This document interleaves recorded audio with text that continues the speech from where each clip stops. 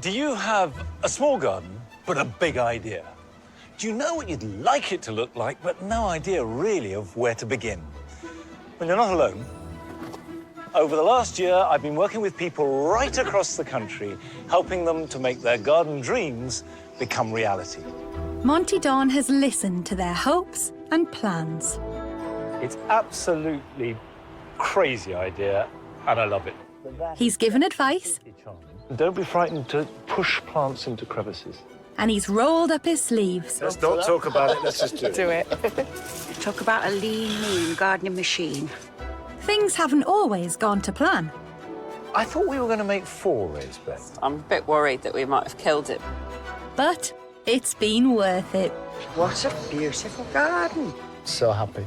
Thank you, Monty. Cheers. I do believe that however small your garden is, everybody can cultivate a big dream.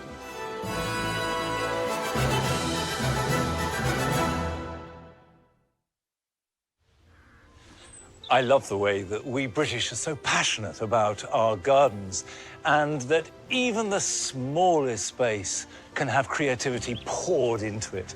And this passion leads us to spend £5 billion every year on gardening. But in this series, I want to show that money isn't everything and size really doesn't matter. This week, Monty will be meeting 2 sets of gardeners battling with extreme conditions, from Welsh rock face I could hold her ankle. to a garden ravaged by salty winds. I'm just battling the elements all the time. Monty will need both his brains A little bit of homework. Yeah. Would have sorted this out. Yeah, we've learnt that lesson today. Yeah. and his brawn Very impressed with Monty's strength and skills. to help make some dreams come true. Cheers, everybody. Cheers.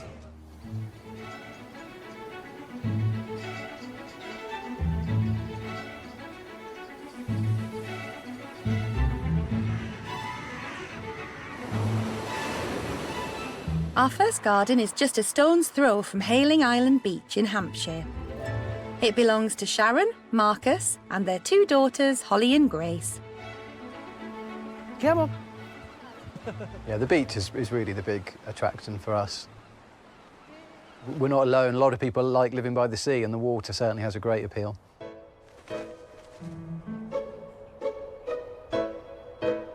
So much so, they've spent the last 6 years filling their New England-style home with nautical notes. Now their dream is to give their small front garden the same American seaside look.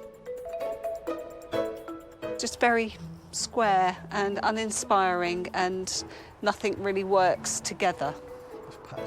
The lawn has just sort of become worse and worse. It's very uneven. It doesn't grow very well. It's just dead.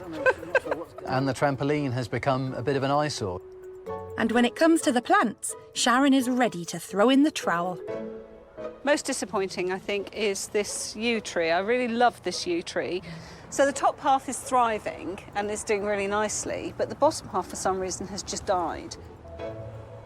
The only thing that does make sense in the garden to me is the Christmas tree, but it's probably the only thing I'd really want to save in the garden.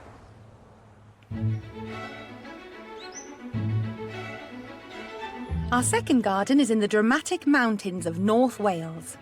After falling in love with a beautiful landscape, Adam and his partner Andy made a snap decision to up sticks from their city centre home and move to the picturesque village of Corris. We were right in the centre of Bournemouth, and towards the end of being there, I just felt really hemmed in. I wanted that feeling of space, and we certainly got that here. You know. Hello, pigs. In search of self-sufficiency, they decided to start a small holding. The key thing for us was, when we moved here, to make a living from our home. I love going around in the morning, feeding the chickens, the pigs, the ducks. Hello, duckies. Keeping them is really lovely, and then we get the bonus of the eggs and the meat. One of them's growing quite a lot faster than the other one. Oi, stop it. After 2 years of digging deep to establish the small holding, they now want to focus on creating a space to enjoy the fruits of their labour. The garden at the moment isn't so much a garden, it's more a space that's kind of been neglected, because we've been working on the animals and the produce and everything like that. Their dream is to take their tiny garden, level it off and make a place to entertain and relax. The only thing standing in their way is a towering rock face, the wet weather, and their complete lack of plant knowledge.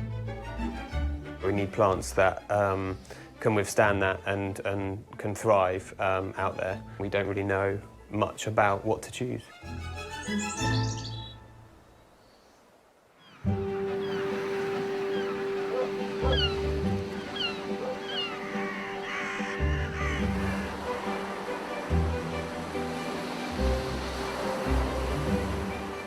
It's late autumn on Hayling Island. Sharon and Marcus have the daunting task of showing the country's top gardener round their rather dishevelled front garden. So this is the area, is it? Yes. As you can see, the grass is a bit threadbare in parts, and the planting doesn't look very great. It's just very square. Let me just be quite clear. The sea is, what, 300 yards away? About that. Yeah. So do you get really strong winds coming in? Very strong winds, often for days at a time, and a lot of salt. Actually, that's probably the bigger problem.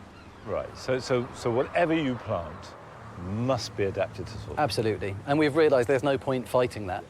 OK, what's the grand plan? The grand plan is a Cape Cod beachy-style garden. Crikey. As we stand on grass with small borders. Yeah. It's probably hard to imagine now, I think, to take up all this turf, put some new turf down, and as part of that process, maybe a wooden boardwalk from that gate going towards this gate, and then try and dig a big hole and sink the trampoline down. Do you have to have the trampoline? Yes, we do. 13-year-old daughter, she competes regionally at trampolining, and so she does need it for her practice. Since they must keep the trampoline, Sharon and Marcus have come up with a sensible idea of sinking it into the ground. They also plan to returf the lawn and add a wooden boardwalk to give the garden a seaside look. So far, so good. But Monty is about to give them a reality check on their beach dream. I mean, when you talked about keeping some grass, I personally would say it's a very bad idea. Just won't look good. No. I have thought about that, and I have thought about, you know, sort of stones, again, the very beachy feel to it. But, you know, the girls do like to sit out here. And it's not just the lawn that Monty wants to do away with. Your Christmas tree, is that essential? We do like the Christmas tree. Well, must it really stay? We both really love pine trees, and We'd like to keep it somewhere. As it is, looking like a Christmas tree, it doesn't fit with my concept of a Cape Cod sort of beach garden going down. It would move very easily. The next obvious question is, you want to rip everything out, you want to move things around, you're digging holes, you're making decking. What's your budget? It's a very small budget. We only have £1,000. I mean, £1,000 is really tricky. If you sort of squeeze an extra 500, Yes, yeah. that would transform the planting, say. If we have to find a couple more hundred for the plants, I would like to get it right first time, because I think over the 6 years that we've lived here, I've probably wasted between £700 and £800 on things that haven't survived. Right, so I mean, that's a really good point, is that if you don't plan it and you don't spend your money wisely, it's real loss. I mean, you waste it. Yes, definitely. My suggestions for Sharon and Marcus' beach garden are a little more radical. I'd like to take up the turf and cover their garden in pebbles, and plants that can resist this very salty environment. And although their Christmas tree is the one plant that is flourishing, in my opinion, it has to go. I think the crucial thing is that they remain true to the basic idea. And this is the inspiration. Here is the sea.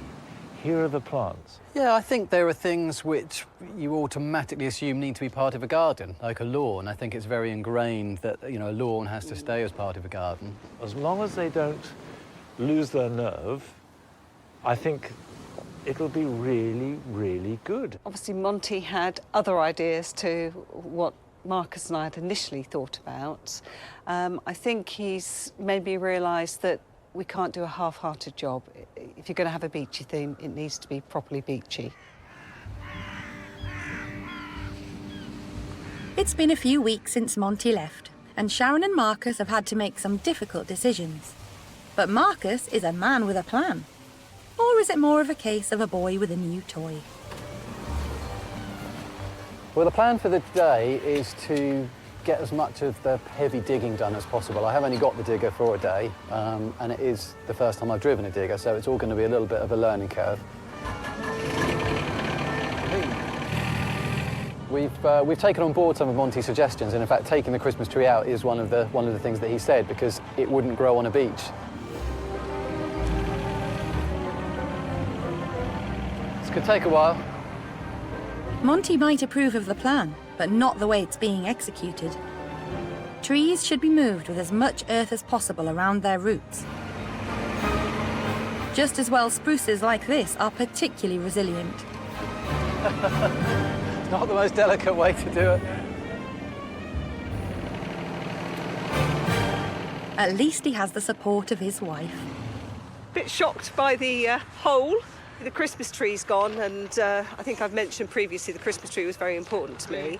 I think what we've decided is we will probably try and keep it alive and use it as our Christmas tree this year. If Marcus doesn't kill it in the meantime.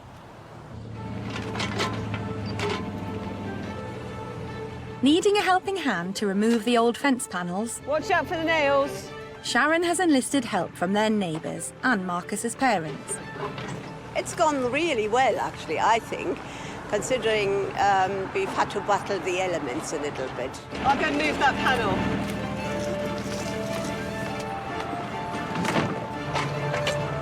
Yeah, it's coming. It's coming. Digging out the fence posts is proving to be much harder than they expected.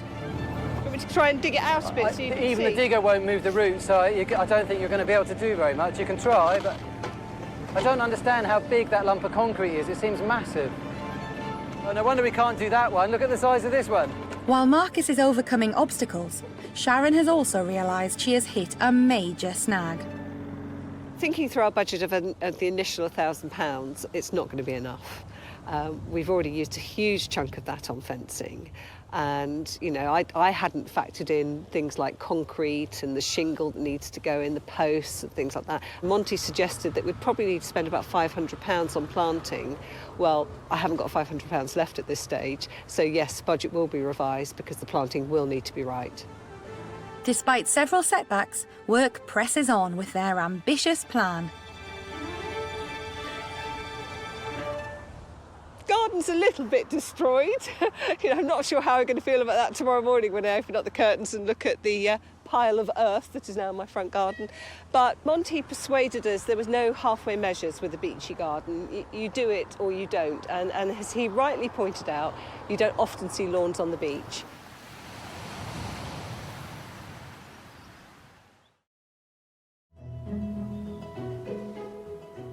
Today in North Wales, it's Adam and Andy's turn to share their dream plans with Monty. Until now, they've been concentrating on their small holding. But they have ambitious plans for their plot, which is all of 3 metres by 3 metres square. We need a space that is a garden, that is effectively somewhere where we can have a drink, chill out, when we're not doing all of the jobs that we're doing.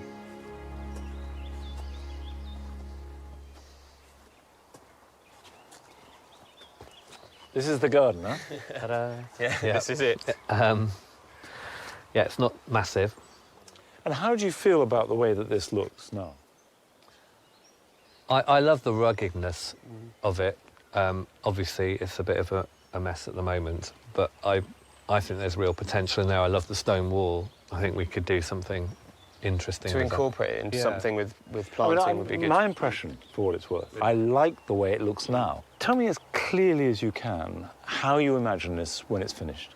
In terms of the space, we've got the area, the chance to change the roof of this shed here into a flat deck to stand on. So the idea is that we can get a bigger space than we have now, so that we can... It would double your space, wouldn't it? Yeah. And a defined area for eating on the table. Yeah. Adam and Andy dream of having space to relax and have come up with an ingenious solution. By levelling off the shed roof and adding wooden decking, they will double the size of their new garden. It's a practical solution, but not necessarily the prettiest. I mean, one of the problems I have about this is the conjunction between a deck and all the associations of the materials and the way it looks with the naturalistic hillside. Yeah. So how are you going to marry those two? Because, quite frankly, decking can look naff. Yeah, I mean, I guess that's where we're hoping for some advice. And Could you have stone edging? I mean, could you make the whole thing stone? It's a stone place.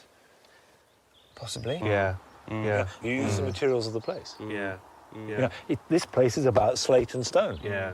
Are there any particular plants that you love or want to include? That might be more your domain. herbs.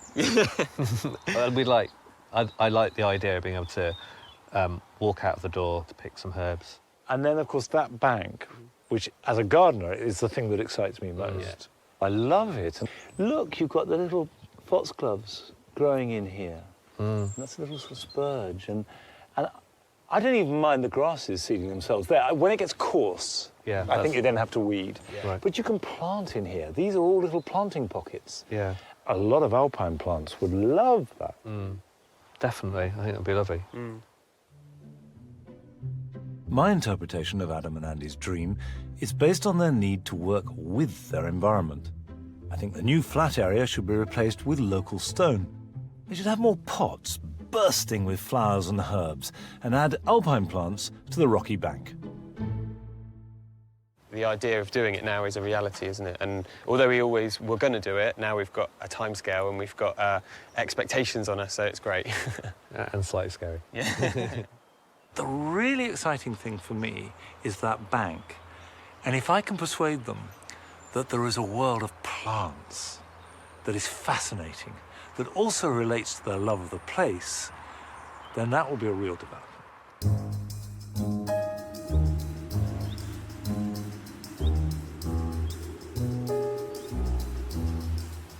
As winter sets in, so does the rain. Bye-bye, summer. Adam and Andy's dream is to create a relaxing space where they can entertain. At the end of his last visit, Monty left them clear instructions to clear up the mess, including the death trap paving slabs.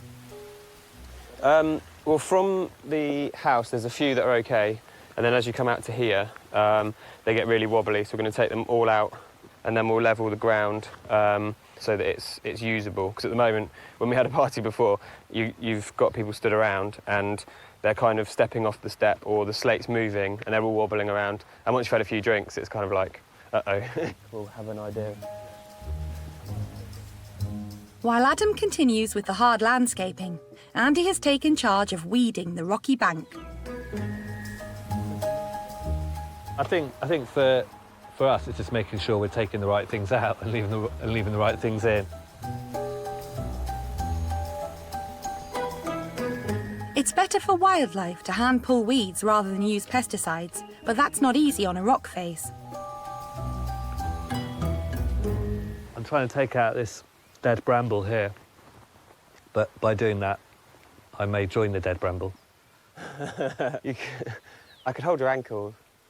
I think the way to do it will be to get a ladder from that way. Adam and Andy couldn't be more enthusiastic, but even they admit they don't have much of a clue. Gardening is something new to us, you know, it's not something that we've done a lot of in the past. I think the bit we don't know a lot about is the right kind of plants to choose and the maintenance of those plants. We're certainly planting and gardening novices, definitely. Taking self-sufficiency to the limit, they've decided to spend as little as possible on their dream. Only time will tell if their plan will work. Cup of tea. I think considering it has been pelting down all afternoon, when you see what we've managed to do despite that, it's really encouraging, isn't it?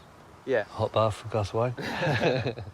While Corris has been suffering rains, back in Hayling, winter was about to do its worst.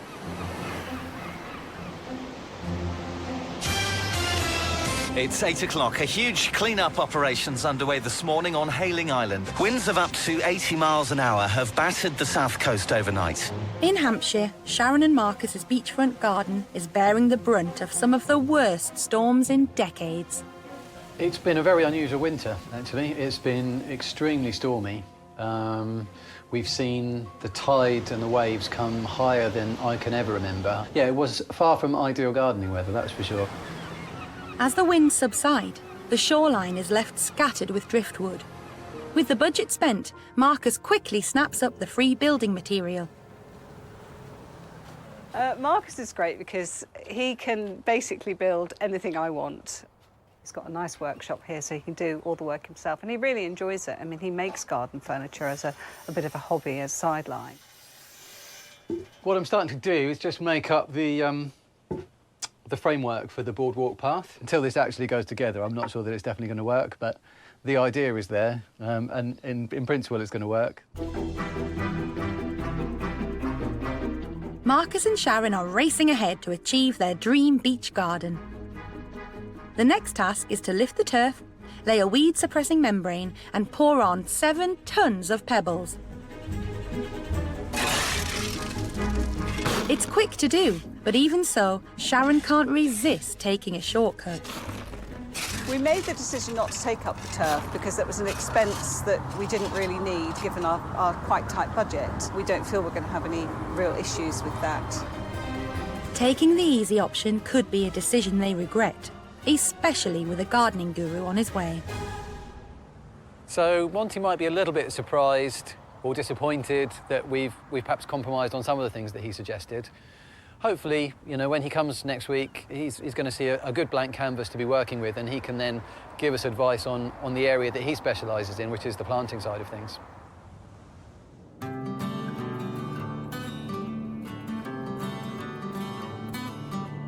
Back in Wales, a break in the weather has given Adam and Andy an opportunity to don their protective outfits and remove the shed roof in little under 3 hours. Got it, yeah.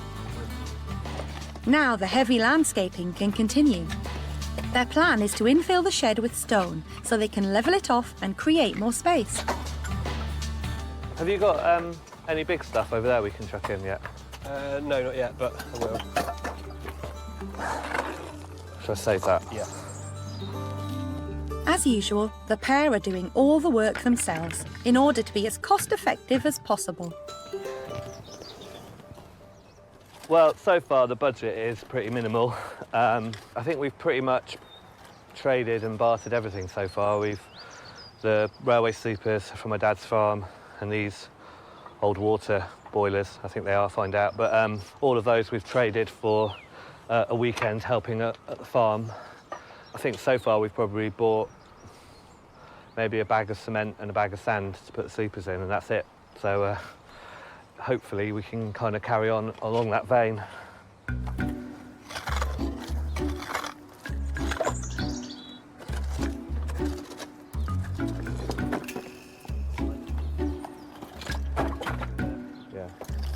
To save money, the boys have come up with a penny-pinching idea. They're swapping eggs for plants, and anything is welcome. Hello. Yeah, got you some plants. Oh, wow, thank you very much. Lemon. Oh, wow. Better late than never. Oh, awesome.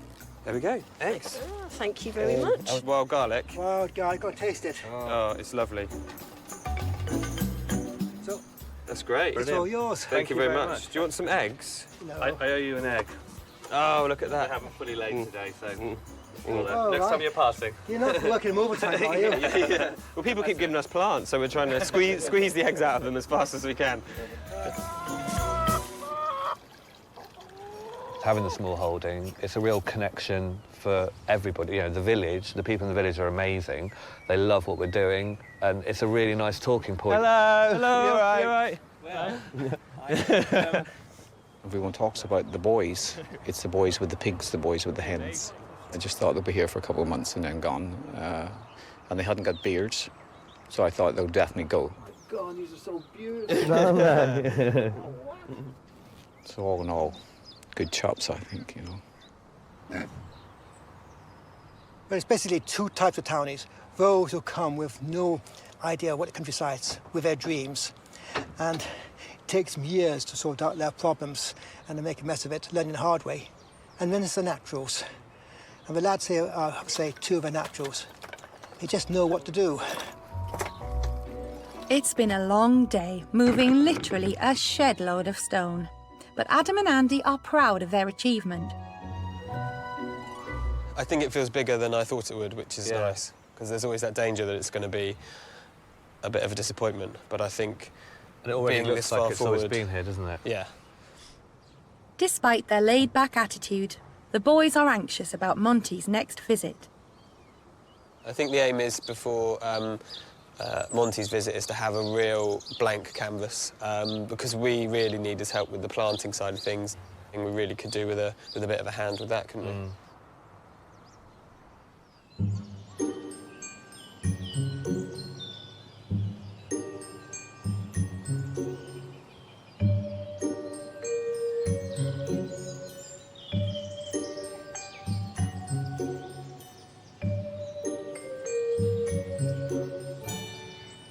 It's over 6 months since I was last here, and they've had lots of time to prepare the ground. I'm hoping that by now they've removed that ugly roof and given the rocky bank a good weed. But the crucial thing that I'm hoping that Adam and Andy will have done is to do their homework on the kind of plants they want.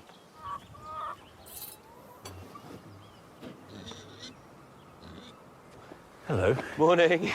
You all right? I'm very well. Nice to see you again. Hello, Thank and you. you. Nice to see you. How are things? Clearly you've been doing things. Things are happening, yeah, that's for sure. Talk me through what you've done. Well, we've been sort of focusing on the hard landscaping, and we've taken the roof off the shed and built this wall across to tie in with what See, it was looks as though it's always been like that. Yeah, thing, isn't it? It's Slate, isn't it? really Yeah, effective. that's what it just looks like it's Yeah. always been a wall garden. Yeah. And pots. I see you are beginning to collect some plants. Yeah, Yes. yeah. We've been, Yeah, we've been very lucky. And how have you got the plants? Because I saw the sign on the road, which what slightly worried me was herbs and alpines preferred, but any are welcome, or all are welcome. Well, we thought the herbs and the alpines, we know where they're going to go and that they're going to work here. But I mean, there's so many great things that people are growing in their gardens around here. We've got the containers that we can use to sort of keep those things going. Okay, and the bank. Now, what have you done to the bank? We weeded it. So do I take from that that it is now as weeded as you would like it to be? I think we wanted, this is the area where we need help, so I think we were very cautious to take anything out at this stage. That makes sense. You know. So you take any tree roots out, grass out, leave the foxgloves, and then I'll come in and I'll help you with the planting. Brilliant. While Andy follows Monty's instructions and tackles the rock bank, Adam's keen to show off the wall he's already started to plant up. Yeah, this is a bit chaotic, isn't it? When you're planting in a situation like this, the plants really have adapted to this environment, so they need very, very little soil. Whereas this is too much. Yeah. Too much in there. Okay, I happen to have in my pocket a suitable trowel, but let's get rid of all this excess. Yeah. We don't need it. Doesn't look nice. I think with the planting, you need to fill the available space. Okay. Don't plant into a small plant into an area like that. Yeah. Put a big plant in there. Yeah, yeah. You know, and you need to cram. The quickest way to kill alpines is keeping them in wet conditions. So a mix of 50% compost with 50% grit will give them the drainage they need. So that what you've got Yeah. is a mixture like that.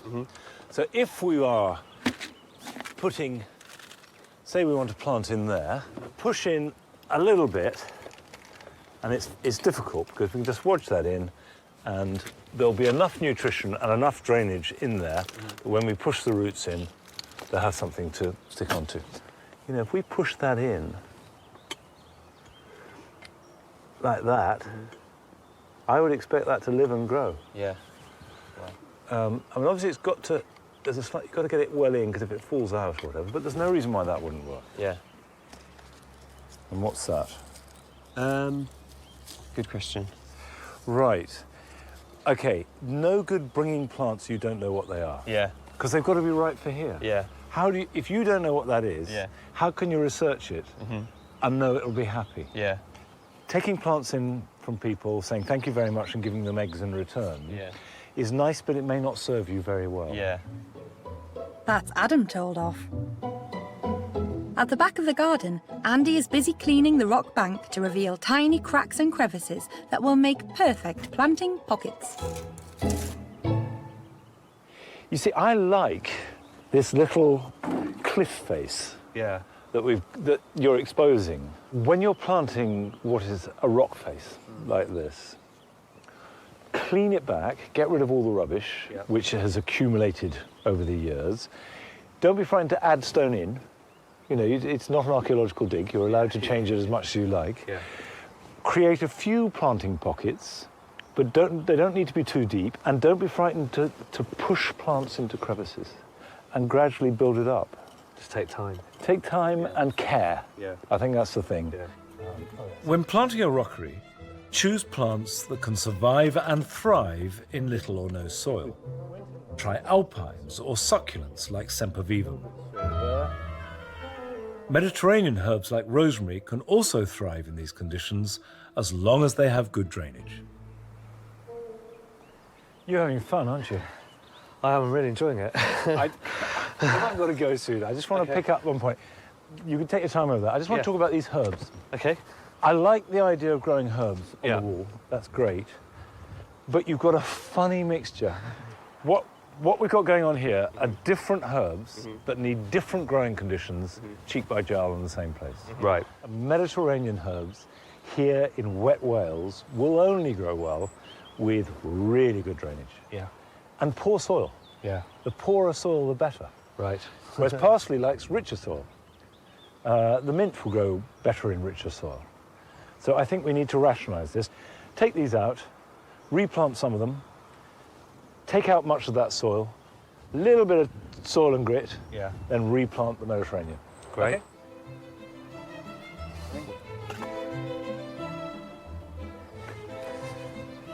Why did you choose this type of soil for these particular herbs? Lack of knowledge, I think. Right, you just bunged them in. Yeah, yeah. A little bit of homework would have sorted this out. Yeah, we've learned that lesson today. Yeah. Time? Yep. Today has been quite an education for Adam and Andy, but there's one subject they can get full marks on. That's good. How much do you think you spent so far? Give me a ballpark figure. What do you think so far in cash you spent? About 50 quid. I mean, that is astonishing. Astonishing. I mean, I think we kind of picked that up from doing the small holding as well. You know, keeping things as tight as possible, because everything that you do that costs money is something else you can't do elsewhere. What would really transform this garden before I come back is if you could bear it, to invest double that amount to spend on plants that you research and know you really want and that would grow well here. Because I think that would transform it. Brilliant. Thank you very much.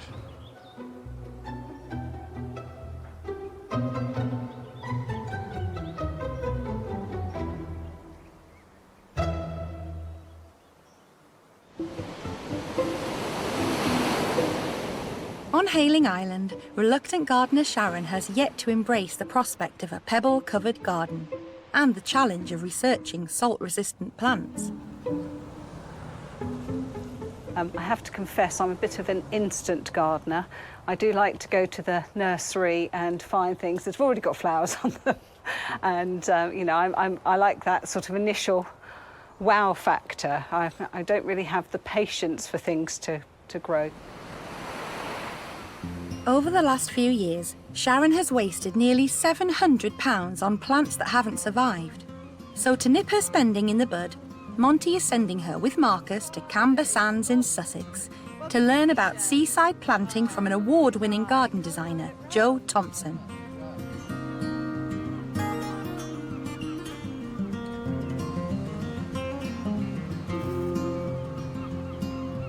Marcus sees potential for planting among pebbles but Sharon is still hanging on to her lawn. What I'm very keen to avoid is it just looking like a pile of stones. And I think the planting is going to be so important to get right. Things like the thrift is really good. It forms that low mat. The convolvulus is fantastic with its white flowers. And the rock rose is wonderful.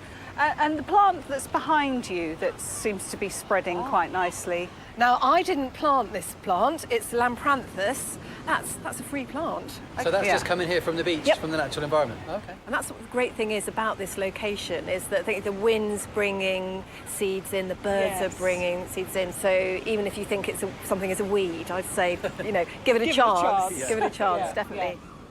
A potential free supply of seeds, courtesy of the wind, is a great way for Sharon to save money on plants, even if the results aren't as instant as she would like.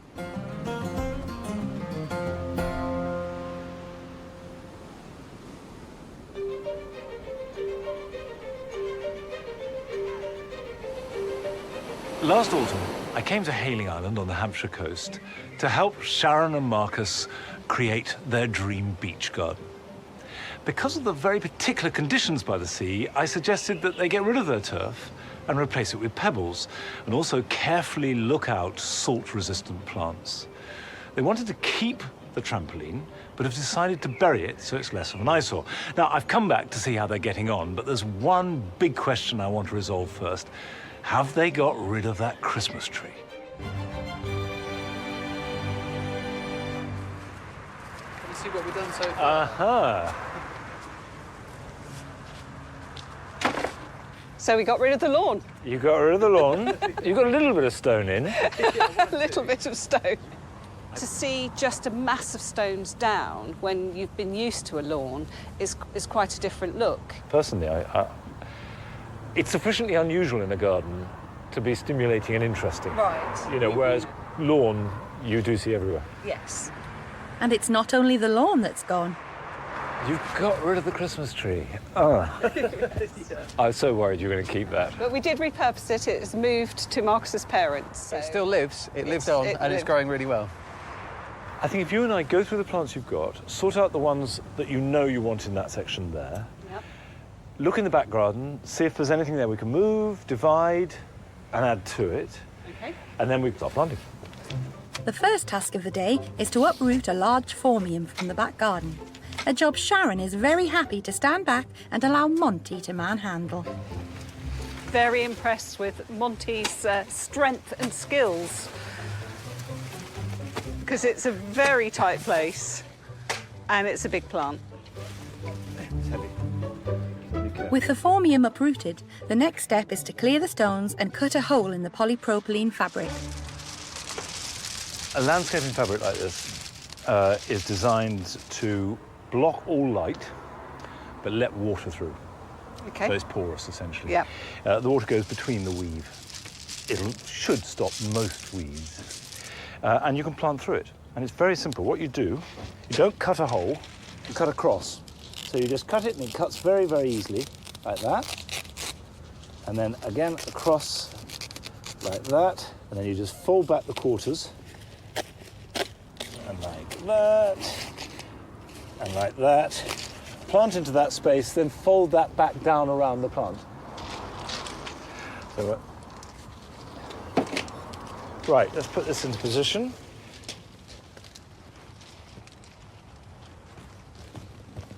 So what we'll do is backfill very firmly. Right. You've got a lot of weight on the top. Yes, yeah. And not a lot on the bottom. Okay. Okay, that should be, if you let go, that should feel reasonably solid. Yeah, it's not too bad, is it? That's pretty good. Well, what we'll do is water that well. Yep. Real soak, tidy up, and then push the stones back Put in everything when back. the water is soaked in. Okay. As with all watering, much better to give it a really good soak once a week than a seventh of the same amount every day. You want the water to soak in and the roots to reach down and find it. Whereas if you just water lightly, the water stays on the surface. Yes. So all the roots have to go to the surface. So then, when it's dry, they dry up much quicker. Right. Monty's advice seems to be sinking in. But just as Sharon was going to the top of the class, Monty spots that the turf hasn't been lifted. It's a lazy decision that could cause trouble later, and it's time for a telling off. So the turf hasn't been lifted? No, we just decided that it was a big expense, you know, to get the rest of the turf up, time-wise as well, and that putting the membrane down would kill it off anyway. But it does make digging a little bit difficult. Well, it was an interesting decision to make. Or it was a bad decision. OK. Because you're planting through turf. In time you will kill it off, but you're going to double your planting time. Right. If you'd lifted the turf, Yes. even if you'd then inverted it, it would have been a good Right, idea. okay. So now you see that ground is compacted and not dug. Yeah. If you dug it all over, lifted the turf, dug it over, everything would grow much better and it'd be much easier planting. Right. But it's not a disaster.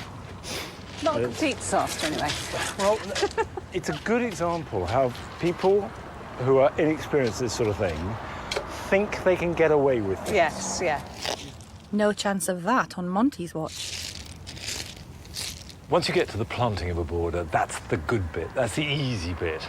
Although I have to say, if I'd been organising this, I would have delayed putting the stone down till all the planting was done. Now, this is your plant selection. Why have you chosen these plants? They're all coastal plants. Right. So that's one of the reasons. Tell me what you mean by coastal plants. They will tolerate the wind and the salt. Right. And also the soil conditions that we've got here. Yeah. They're very hardy. You've got Angelica, you've got Thymes, you've got, I see you've got Allium, what is it, Christophii? Yes, yeah. There. So a good selection of plants that will cope with your very specific conditions. Sharon hasn't cut corners with her research, so they can get straight down to work.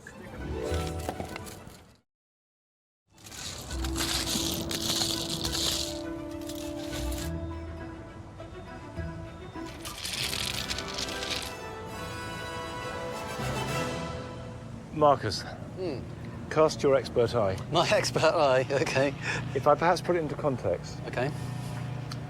What I've tried to do, following Sharon's guidance, is get drifts of white and purple with the silver foliage. Okay. So the colours are weaving through. I guess my question would be, how big are those going to get? Because I think if I was laying out plants like that, I'd be thinking that in a year's time or 2 years' time, you're not going to see any of the stones. It's just going to be solid plants.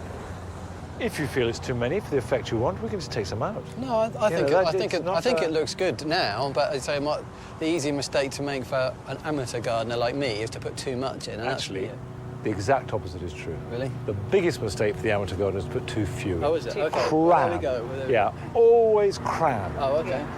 Put too many plants in and then take them out. OK. Is that because you expect the worst, that some won't No. survive? No, because it just looks better. Because it looks better? It's too few plants, just doesn't feel adequate. No. Pile them in. I think the whole process has been about learning for us, because we knew nothing really about plants. I'm impressed that after years of killing plants, Sharon is now doing her research carefully. It's been great having Monty here today, because he's done some of the most amazing digging out work that we wouldn't have wanted to do ourselves. But I'm a little less impressed about the impatience when it comes to the actual gardening. And I do hope they're not tempted to cut too many corners before I come back again. Quick cup of tea? Very good. Cup of tea? Quick cup of tea. Quick cup of tea. Quick cup of tea before I think go. you've earned one, Monty.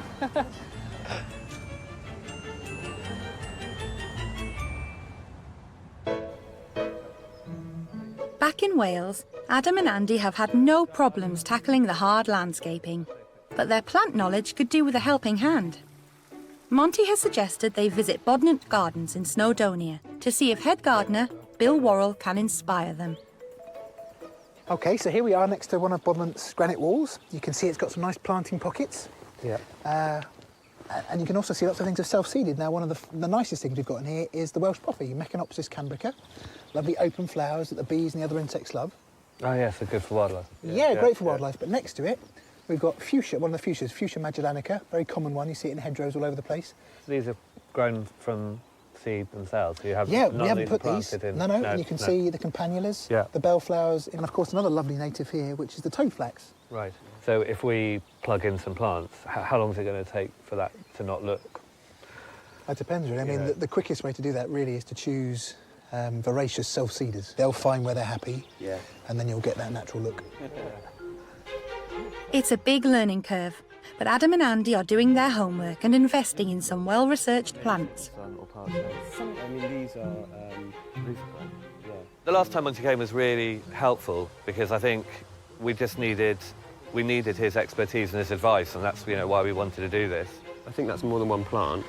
We could spread that. We could spread that on the wall, on the slate wall. On Monty's last visit, he gave the boys strict instructions to learn about plants and not to just bung them into any soil. No, I didn't see it really as a telling off. It was it was just really constructive and really helpful. He was, making us think about what we were putting where, why we were putting it. And I think since then we've been a lot more focused on what we're doing, really, haven't we? These will look really good against the rock. Finally, Adam and Andy have caught the gardening bug. It's starting to become more than a hobby. It's getting a bit passionate about it and about learning as much as we can. That's fine. In less than 24 hours, Monty will be back for his final visit.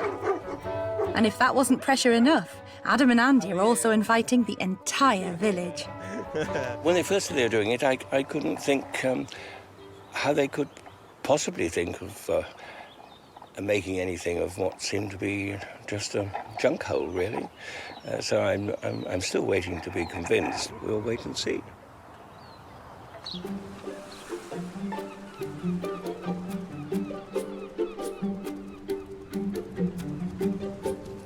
On Hailing Island, the construction of Marcus's handmade wooden boardwalk is underway. It's the perfect accompaniment to their beach-themed garden. Boardwalk complete, and that's not all that's changed in the garden. Go get my watering can, give this a good water. 9 months ago, Sharon was an instant gardener, but after a little mentoring from Monty, she's found new patience for planting. I feel a lot more confident than I ever did before. Because of some of the grasses that I want that haven't been easy to get this year, I'm going to get seeds and grow my own grasses from seed.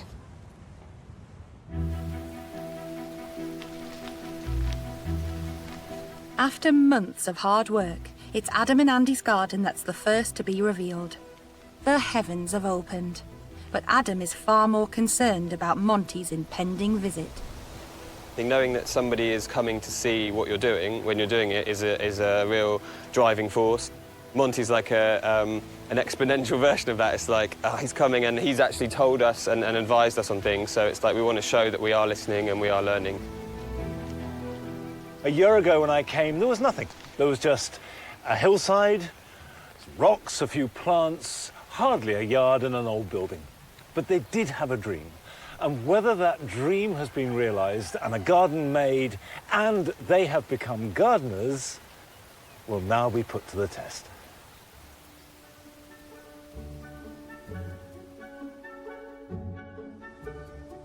Last summer, Adam and Andy's garden was a neglected space.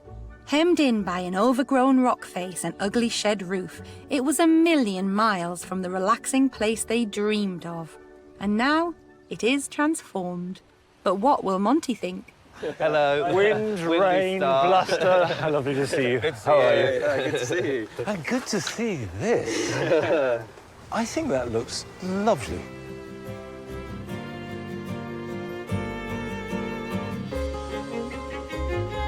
The old shed roof has been removed and levelled off, providing extra room for a dining area. The rock bank has been cleared back and planted with alpines and succulents, which over time will spread amongst the existing ferns and moss to create a natural-looking rockery.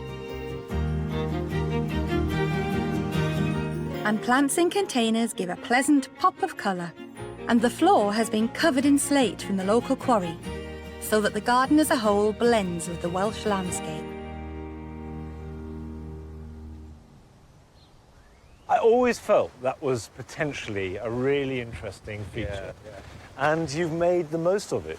You've taken the ferns and the moss and the stone of a Welsh hillside, and you've introduced alpine, you know, some that come from Middle East, and brought them in without ruining what's there. That's a sophisticated and subtle game to play. Yeah, it's just been a balancing act of just making sure we didn't overpower the rock with plants and just paying attention to the colour and the shape of the delicate flowers against the solid rock. We're talking like gardeners, you know. that's what you do. Yeah. That's the way it's done. So that's a 100% success, I think. Fantastic. Now, I can see you've got many more pots than we had. My own feeling, looking at them, is it's so far not working quite as well as the bank. It looks like you're being a bit more timid about the planting than you need be. Because with pots, there are two things to bear in mind. The first is, if you're having one plant, it needs to be really spectacular. Yeah. If you're having more than one plant, then you need to pack them in. Yeah. And think that from day one, they've got to look good. Yeah. I do remember last time asking you why you had chosen certain plants, and you saying, don't know, they were just there, you know. Have you done your homework, as I suggested, and tried to find out about plants? Yeah, we've put a folder together. So you've got your... So we've got a plan, basically, of the garden, and then we've labelled out, say, for example, this is the rock, so we've labelled what we've planted. Our interest, everything, has just been sparked by it, so I think... Well, that's the best result. Yeah. Is the best result. Brilliant.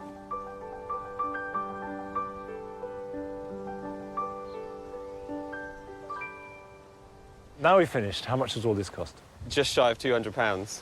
We went out and did, most of the budget went on plants, because from what you were saying last time. Is that money well spent? Absolutely, yeah, absolutely. I do think, you know, for 200 quid, you've got yourself a complete transformation. Absolutely, yeah. So, how long before everyone arrives? I think we've got about half an hour or so. Yeah. We've got plenty to do. So. I'll give you a hand, come on. Great, thank you. Are the cooks allowed to have a glass of wine while they prepare? Yes. Really seriously, congratulations. Thank you very much. I think it's great. Yeah. So to you both. Yeah, cheers, thank you. Outside, it's not only the plants that are hardy in these extreme conditions. This is it. This is what we've been talking about all this time. The heavens have opened, but you know, it doesn't stop a chorus party. It's made a big difference, just opened it all up. Yeah. Oh, yeah. You guys were sceptical, I could tell. When you were last I wasn't here, sure there was enough space to do anything with. Wow, you guys have done so much. I know. I am impressed by what they've done here, though, because it's opened it up. That's the thing I can't believe. I mean, it was quarter this size, it felt quarter this size, and it's given me some really good ideas. Working with Monty's been really good fun and educational. He's given us the confidence to get stuck in and have a go. It's a really nice kind of start to our gardening life. Andy and Adam dreamt of a space where they could entertain their friends. And they made it. But what's really exciting for me is they've also made a garden. And they've discovered, I think to their surprise, that they're gardeners.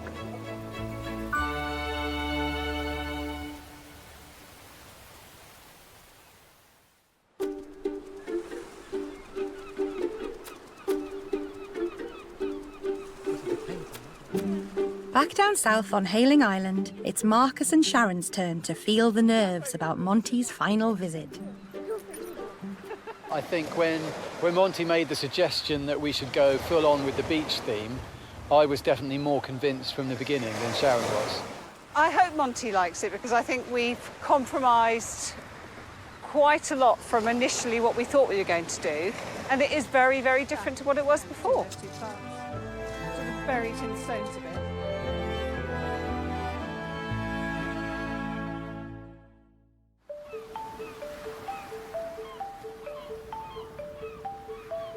Nearly a year ago, Monty suggested Sharon and Marcus really commit to their dream of a beach garden.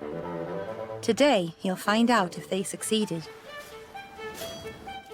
Last autumn, Marcus and Sharon's garden was an uninspiring rectangle of battered lawn and dying plants.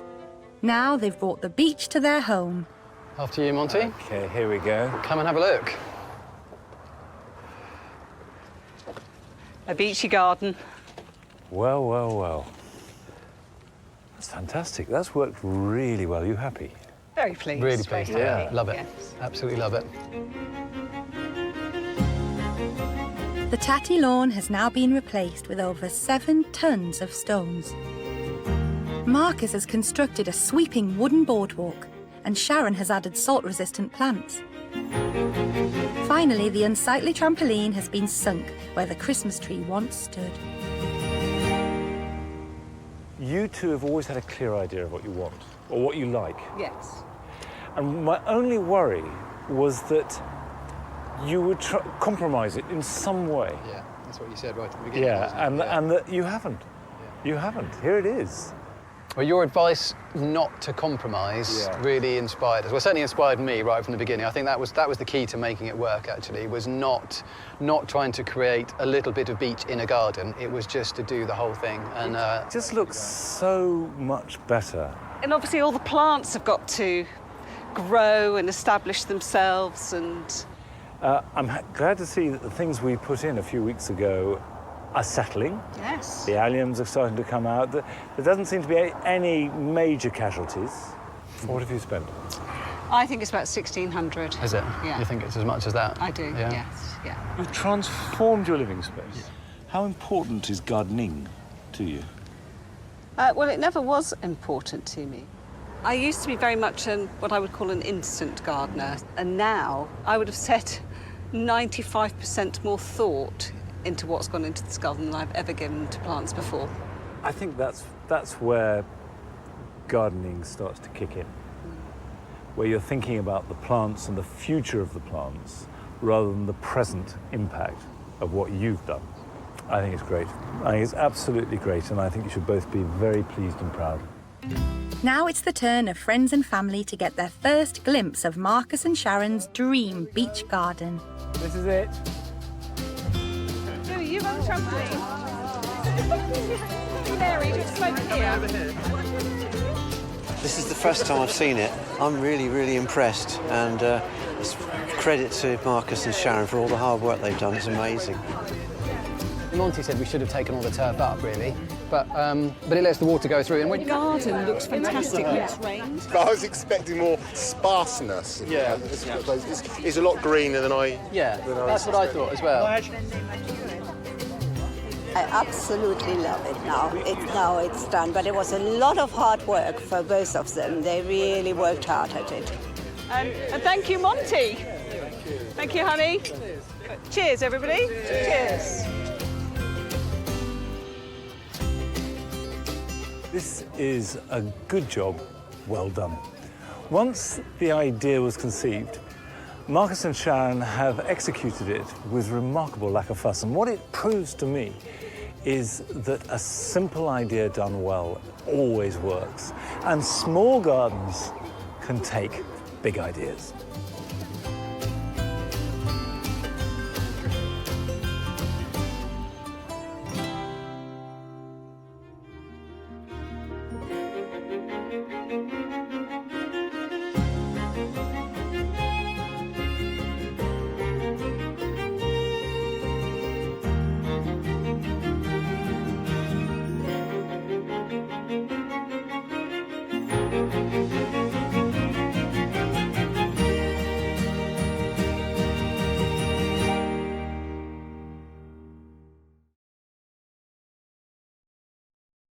Do you dream of having your own special outdoor space? A small garden that you can admire, enjoy, and call your own. And then you stop and think, I have no idea how to make it. Well, you're not alone. Over the past year, Monty Don has travelled up and down the country, visiting amateur gardeners and working with them to make their dreams come true. He's cast a critical eye over their plans. Don't be too horrified, okay, Monty? Everything's possible. I know it seems unusual. It's just profoundly unusual. And given advice. Just pinch that off. But they took so long to grow. He's got stuck in. Oh my goodness. And everybody has worked incredibly hard. Look at the size of that. The results are truly exciting. It's really nice.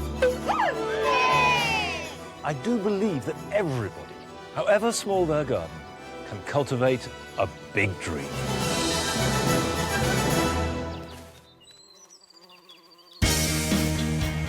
This week, Monty will be meeting two sets of gardeners with very different urban spaces. There are dreams of the Orient from a couple in Kent. I really like this mossy one. As a Japanese thing, it would be significant. So what is its significance? And lofty ambitions in a tiny yard in Staffordshire. It's not really anywhere that you can grow out. We've been thinking up. Up. Well, Yeah. Sure, you're dead right. You've got to go up. Yeah. Up as high as you can. Monty will stretch their imaginations. It looks like a caterpillar. Well, that's fine. I mean, yeah, if it's a caterpillar, then maybe that's what it is. It looks very heavy. And push their abilities to new heights. Just wonderful. Love it. Come on, this is good. To help turn these small spaces into dream gardens. Come on in. Our first amateur gardeners live in Bromley in Kent. Mayanne and Gerard both work in the fashion industry. Passionate about DIY, they've been painstakingly restoring their house to their exacting standards. Been in this house about 2.5 years. No, a year and a half. Feels like longer. We bought it untouched since the 70s. There was a lot of damp. It was kind of A lot of brown. a lot of brown, and so we just basically ripped it all out and started again. But there's one area they haven't tackled, the garden. It's never really been like maintained. We've got kind of a sunken bit just outside the kitchen, which is waterlogged. And then also we've got this grotty little asbestos shed. It's all just so chaotic at the moment. All out of inspiration, they're really counting on Monty's help. It'd be really nice for us to just have a place to entertain. I'm really excited about Monty coming because he's kind of a hero of mine, him and Alan Shearer. For me, he's the gardening guru. 200 miles away, in Stoke-on-Trent, live artists Anna and Andrew and their daughter Rowan.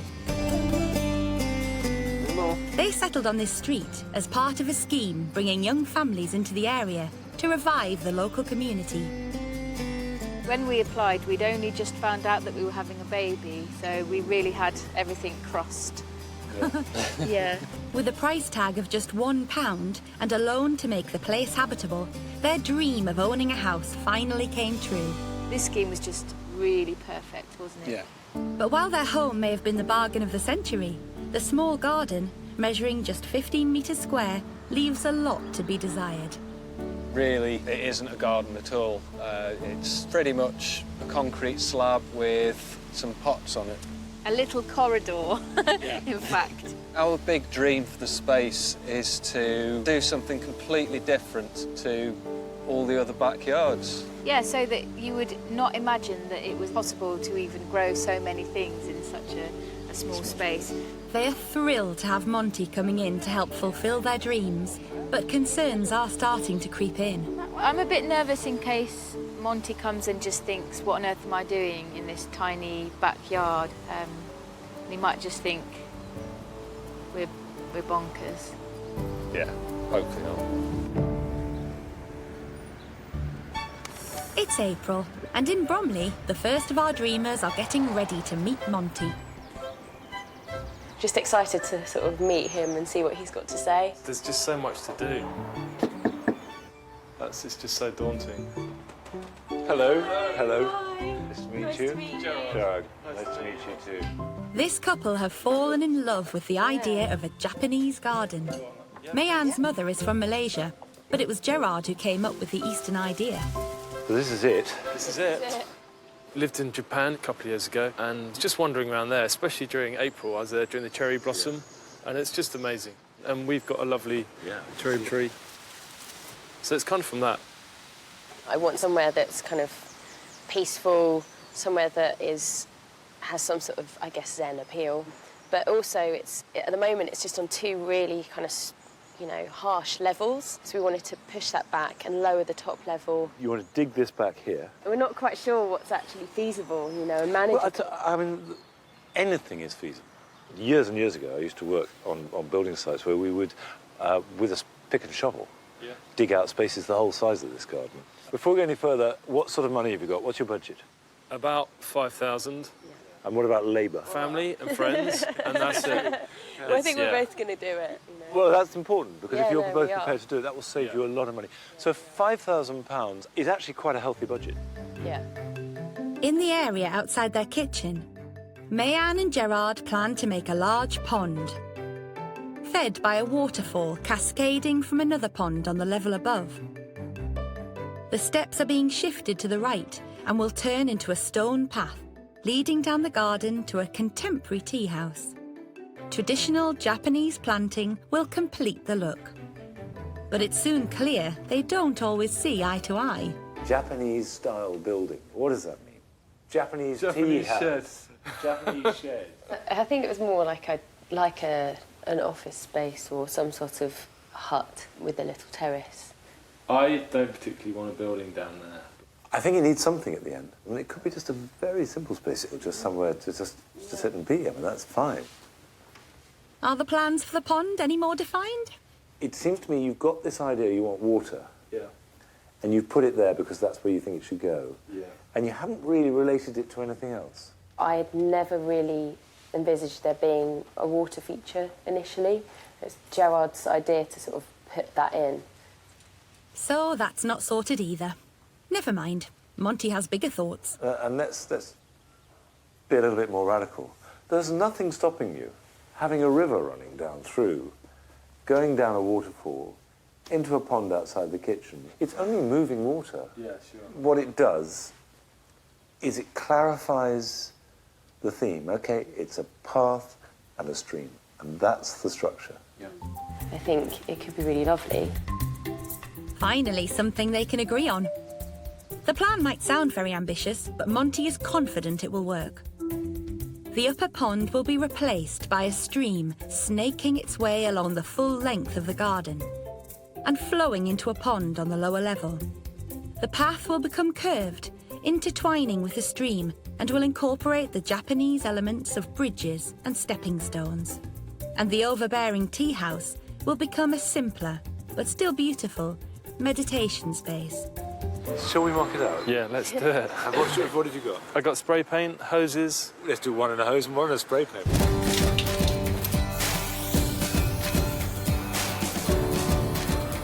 Right, let's have the hose pipe. Hose pipes are a nightmare. Great. This spray paint stream and hosepipe path are actually starting to show Mayanne and Gerard what their garden might look like. I mean, if you're walking comfortably, that's fine, isn't it? Well, it's not a thing of beauty, but you can start to see the idea. I'm much happier, actually, than I was this morning by gaining the stream. So, yeah, to me it works better. It's a difficult ask. If they want to make a beautiful Japanese garden, and of course they do, then they are going to really have to apply themselves, because it's one of the tougher styles to do. Having given our Bromley couple lots to think about, Monty heads off to Stoke. He's accustomed to moving mountains of mud, so this patch of cramped concrete might come as a bit of a shock. Hi, I'm Andy. Nice to meet you, Andy. This is Anna. Hi, Monty. I'm Anna. Hello. Hello. Hi. Is this it? This is it. The full range of your rolling acres. It is. So this is our little yard. Well, what can't be avoided, it is really tiny. So, what do you want from it? We really want to maximise what you can do with such a tiny space. We have a little girl who's 16 months old, so we want the space to be somewhere that she can play. Yeah. But also we want to make somewhere that we can sit together, and we also want to make it into a tiny sort of oasis for wildlife as well. So, not too many things. It's the wildlife bit that may be really difficult, because the nature of a good wildlife garden is it's full, it's unruly, so you have to edit expectations. But I would suggest that somewhere pleasant to come and sit and play and eat will be enough. obviously, because it's so small, and there's not really anywhere that you can grow out. We've been thinking up. Up. Well, Yeah. sure. Dead right. You've got to go up. Yeah. Up as high as you can. I mean, I would cover every wall. Yeah. We would really like to try both a green wall and a green roof as well. Right. Yeah. What, this roof here? Yes. That's one of the things that we don't know whether or not it's possible, and we do have a limited budget. What is your budget? Well, under £1,000 really, but we're quite good at kind of sourcing free things and reusing and Which is recycling. great. I think that's right. And actually, under £1,000 is not at all scary for a space this size. No. Yeah. If you'd said 50 quid, yeah. you'd say we've got problems. Yes. We've got a few rough sketches and some books and things together. Yeah. I'd love to see them. Okay, brilliant. So this is some of the ideas that we had about what we'd like to do. Obviously there you've got green roof idea. And then we were thinking of almost a ladder system to get access to the green roof. Yeah, it might be a bit And fanciful. You could it make could be that. something I could make, yeah. I mean, I like that. I really like it. And then this along the back wall there, could we make this entire wall green? You could get really lovely clematis. Anna and Andy want to make a green roof, accessed by a system of ladders and shelves, which will also house plants and artworks. Along their narrow passage, they're planning a living wall. And in the back corner, they'll build a herbaceous border. But Monty has different ideas. The living wall should be relocated to the more manageable surface at the back, and only use ferns, which are perfect in the shade and give an exotic look. They should do away with a herbaceous border. And finally, along the passageway, they should stick to soft clematis that can be kept pruned back. It seems to me that you have a series of projects. Don't start any of them till you've absolutely nailed the technical side of it. It's a very small space, so you've got absolutely no room for error. Yeah. Everything's got to be on show, isn't it? Yeah, absolutely. I tell you, I want to see it. You now are duty bound to do it because I want to see it. Oh, good. Oh, great. It was quite exciting to have Monty back here in our yard. I confess that when I first saw that tiny yard, I felt a bit daunted, you know, that there was really not a lot that you could do with it. I think he was a bit shocked at how tiny it is. He's quite tall, isn't he? But having seen the plan, I feel very confident that they will do something extraordinary with it. The critical thing is that they have to get the details right. In a small space like that, there is no forgiveness at all. In Bromley, Mayanne and Gerard's elaborate plans for their Japanese garden have gone full steam ahead, and they've completely cleared the space. The old steps are history, and to construct the new ones, Gerard's rustled up some Victorian cobblestones. I like the fact that they're old and it's been a road and it's had horses and carts and stuff like that driven over it. Back in the 21st century, it's dawning on Gerard that Monty's left him quite a bit of work to do. Monty left and I was like, oh my God, what have we got ourselves into? There's just more to do than I really thought. To shape the banks of the stream all the way down the garden and to put the pump in, to put the water in, to run the power. Nightmare. But the amount of work isn't Gerard's only concern. He's got a tough foreman to impress. So Mayanne will come home tonight and she'll probably get the spirit level out, and the first thing she'll do is she'll put it on the steps and go, oh, the steps aren't straight. Yeah, she's the perfectionist. I'm not. I just sort of do it. Yeah. Not level. Nowhere near level. Right on cue, Mayanne's back from work, and it's inspection time. Wow. You've been busy. Wow, cool. Oh, not really. You've got some steps. Yeah, do you like them? They look pretty neat Yeah. by your standards. Obviously, I've got to tidy them up. We hadn't actually carved the proper steps, had we? So maybe it wasn't the right. No, we hadn't. Gerard seems to know what's coming. Okay, perhaps I can help you do that. Yeah, perhaps you can. Yeah, are they supposed to do that? They are. Wait, what? They're supposed to sort of shift that way. You got to get down and look at it. Oh, really? Oh, yeah, they do. Yeah. I'm so excited about you coming home that perhaps I rushed them. Well, it's not right, it's not right. Oh no. All that hard work and it's back to the drawing board. What? It's just like a really higgledy-piggledy rock. It's May and time for Anna and Andy to work out the details for their small space in Stoke. Monty has arranged a visit to the most famous horticultural event of the year, the Chelsea Flower Show. Garden enthusiasts flock here to celebrate and be inspired by the world's very best gardeners who have taken their craft to an art form. I've invited Anne and Andrew to Chelsea Flower Show because I'm hoping it will inspire them to let their artistic side to really have full reign. You found your way through. How are you? Well done, well done, well done. I brought you here because it is an opportunity to see different styles of work on little gardens. So we'll start in a very modern garden, and then we'll go and see something more conventional later. Come with me. OK, great. The first garden is called Dark Matter and is a lesson in taking a complicated concept and bringing it to life. I think what I like about it is it shows that a garden, and it is a garden, can be an installation, it can be whatever you want it to be. There's a lot of elements in here that I can see that is sort of my thing. In particular this, the large bowl of plants. If you put your hand in, it looks, they've recessed the side, you see. It's concrete. Is it? Painted to look rustic. Yeah. We've already started thinking about using corrugated iron, but leaving it quite raw. Yeah. So this feels really, really right.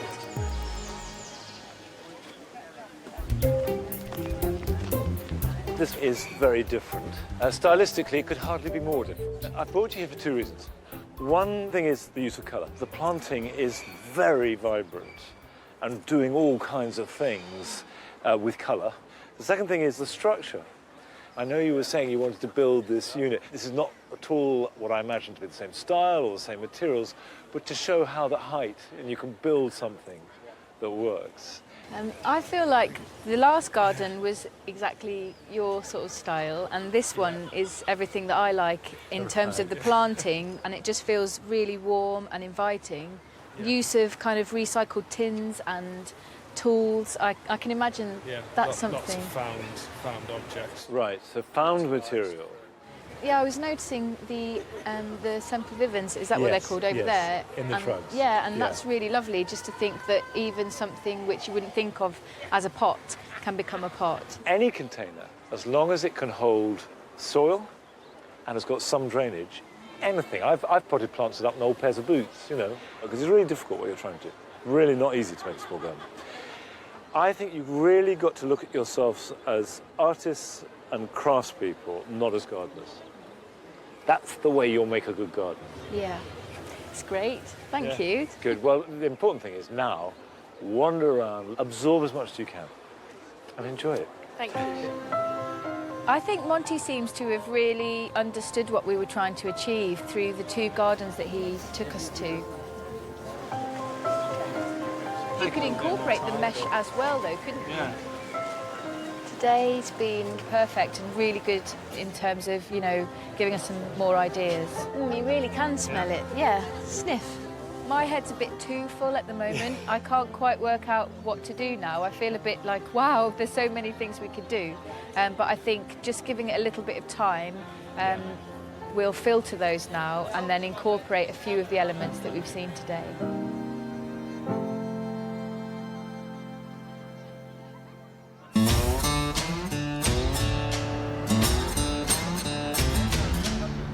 It's June, but in Bromley there's no time to stop and enjoy the sunshine. Mayanne and Gerard decided on a Japanese theme. They're following Monty's ambitious suggestion to build a stream, but it's still looking a long way off. I'm just burying the final pipe for the water that will return back up to the top of the garden. It's been pretty full on. Today I really ache. Before the garden sloped the wrong way, so we've had to move a lot of soil from that end to this end. It is relentless. The thing I'm worried about that we do all this stuff and the stream won't work. It's just going to be a trickle.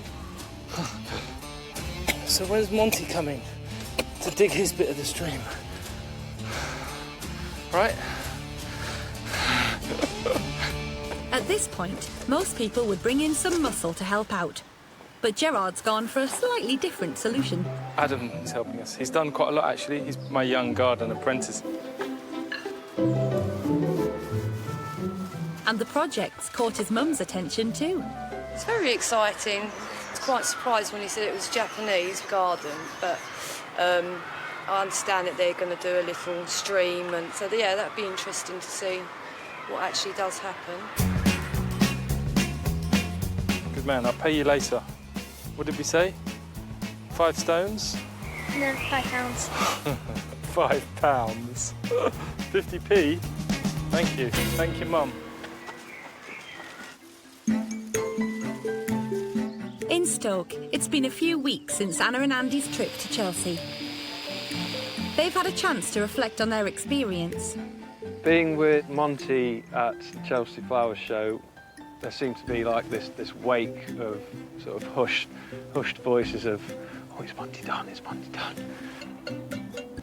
Don't have a great amount of experience horticulturally, so Monty stressed the importance of us approaching our ideas as artists. It's probably the best way for us to work with our space. It's a little space, and they've got little time, so Andy gets going in the garden. We've made these planters, like an industrial material, some reclaimed corrugated tin sheet. They will eventually have 3 planters across the wall.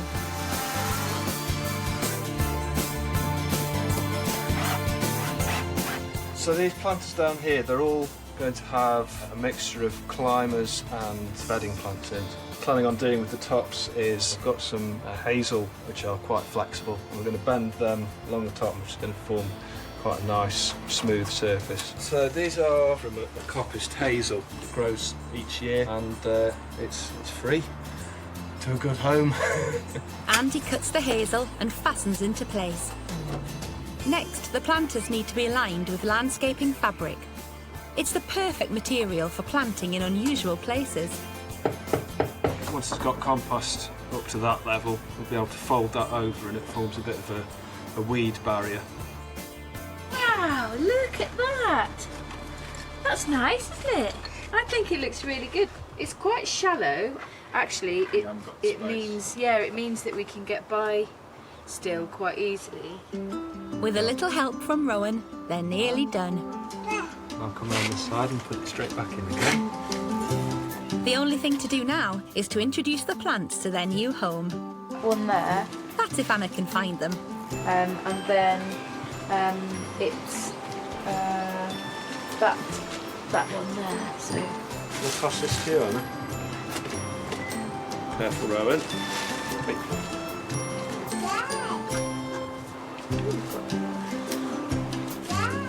I think that's a pretty good start there. Mayanne and Gerard are well on their way with their Eastern-inspired space in Bromley, but they're keen to learn more about Japanese gardens. So Monty has sent them to Compton Acres in Bournemouth. Charlie, the head gardener, is here to help them. Gerard, lovely to meet you. Also, if you'd like to follow me, we'll have a look around. This garden dates back to the 1920s and is formed around a central pond. Water is a key element in Japanese gardens, and it's certainly going to play a big part in Mayanne and Gerard's design. But it's not just about the water, it's how you cross it. These bridges here are important because they're staggered. So folklore would have it that spirits could only travel in straight lines. So pathways are often staggered or curved to prevent spirits from crossing gardens. And the frog just behind us is sat in the water laughing at the spirits because they're frustrated that they can't cross the water. Okay. Our sort of miniature river is quite narrow. It's like, you know, a foot wide. I think we've got enough space for one stepping stone. Can we, you know, use this sort of idea in the path maybe? Or? Yeah, of course. The staggered pathways can be used either over water or just through the garden. Okay.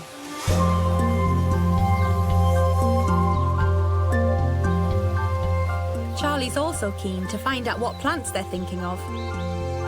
Do you have differing opinions as to what should go in there? I think we agree on what is pretty, but then I'm maybe more practical, I suppose. Yeah, I'm perhaps a bit more extravagant. Yes. With my spending. No Japanese garden is complete without a pine tree. Main element is the very twisty, gnarled trunk. That they've got symbolism for longevity in the garden, so they've got a lot of importance. Charlie explains that in smaller gardens, slow-growing miniature pines can give the Japanese look, but on a more manageable scale. We haven't really talked about the pine, have we? I think I'd like to have a pine. Yeah, I agree, because... They smell nice as well, fragrant. Yeah. It's beautiful. It seems like Compton Acres has definitely worked its magic and enchanted Mayanne and Gerard. Oh, it's amazing. The smell, the sound, it's just like being in a dream. It's just quite lovely. My only fear is that we can't take this sort of magic and take it back to Bromley. Thought I was on top of it until I came here. It's July, and in one tiny Stoke yard, big changes are afoot. Anna and Andy's garden is so small, they're having to go up rather than out, starting with the green roof. Task 1, build a strong wooden base. He's amazing the way he approaches projects like this. It doesn't seem to faze him at all, when actually I think, God, that's quite a big deal. Once the wood is up, Andy covers it in a waterproof layer of plastic. This is a little bit like wrapping a giant present, except on a roof, on a slope, in the wind. Despite the tricky conditions, Andy gets through the prep work. Now all they need is the nation's favourite gardener to pop by and lend a hand getting the job finished. There's no way around this. This is a truly tiny garden, but it can take big ideas. And what I'm hoping is that Andrew and Anna will unleash their creativity into it and will create a garden where they can relax and enjoy it. Hello, how are you? Hello, hi, nice to see you. Well, you've been busy. To make their green roof, Anna and Andy have ordered some material impregnated with thousands of sedum plants. I must be clear, there's going to be an element of the blind leading the blind here, because I've helped plant up a couple. I've never made one from scratch, and I don't have one at home. Well, you'd better learn quickly, Monty, because the roof's arrived. Look at that. That's great. Gosh, it's a real mat, isn't it? It is, yes. OK, let's get practical. So if we get a length of it up and get one, we'll find out how to do it, OK? All right. Ooh. Are you going to go first? It looks very heavy. Very good. Getting it to the roof was one thing, but it seems that the matting might not measure up to the task. We're 5 centimetres short. So what I suggest is we put it up and then see what we're left with.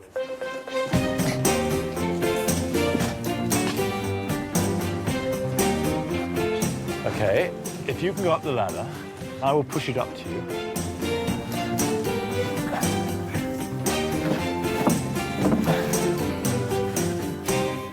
I'll tell you what, I think it looks just wonderful. Love it. Good, that's... Come on, this is good. Ah! Careful, Monty. Yeah, I just got a face full of dirt.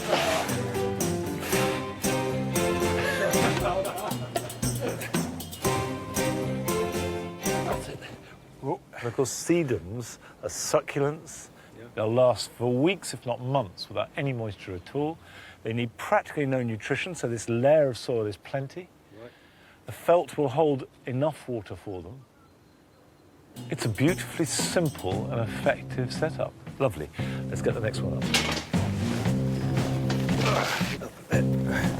It looks like it's going to be a nail-biting finish. I think we might have enough. I think it's just going to be slightly under. You can see it's going to be frustrating. With the final piece of the jigsaw in place, they're so near and yet so far. That's not bad. That's not bad. And it looks just wonderful. I'm really happy with it. I think it should be. Ah, it looks lovely. Wow. I Changed don't it. see how it could be better. No. Do you? No. Not at all. With one job ticked off, there's no time to rest on their laurels. Andy is also making a structure to support Anna's living wall. So the way we want this to look is that it sort of feels a bit like a dry stone wall. So basically we're just taking the pieces and putting them to the front, and then we're going to pack the back with soil. Then put plants where we think they might go. Yeah, I think so, yeah. Come on in. I like it. The living wall is in a rather shady spot in the garden, so Anna's chosen to fill it with ferns and something a bit fruitier. Pass me a wild strawberry and we'll put one in here. Okay. If that's like that, Yeah, that will grow fine, and then we'll put more soil over the top of it. okay. Wild strawberries will grow in quite a lot of shade. Will they? Yeah. No, I use them underneath hedges. And they grow and they spread and they're delicious, these little jewel-like fruits. So if we put that one in there, in that gap, is that going to fit okay for you? I think it will. There we are. That's there. Other plants that do well in the shade include periwinkles, St. John's wort and lily of the valley.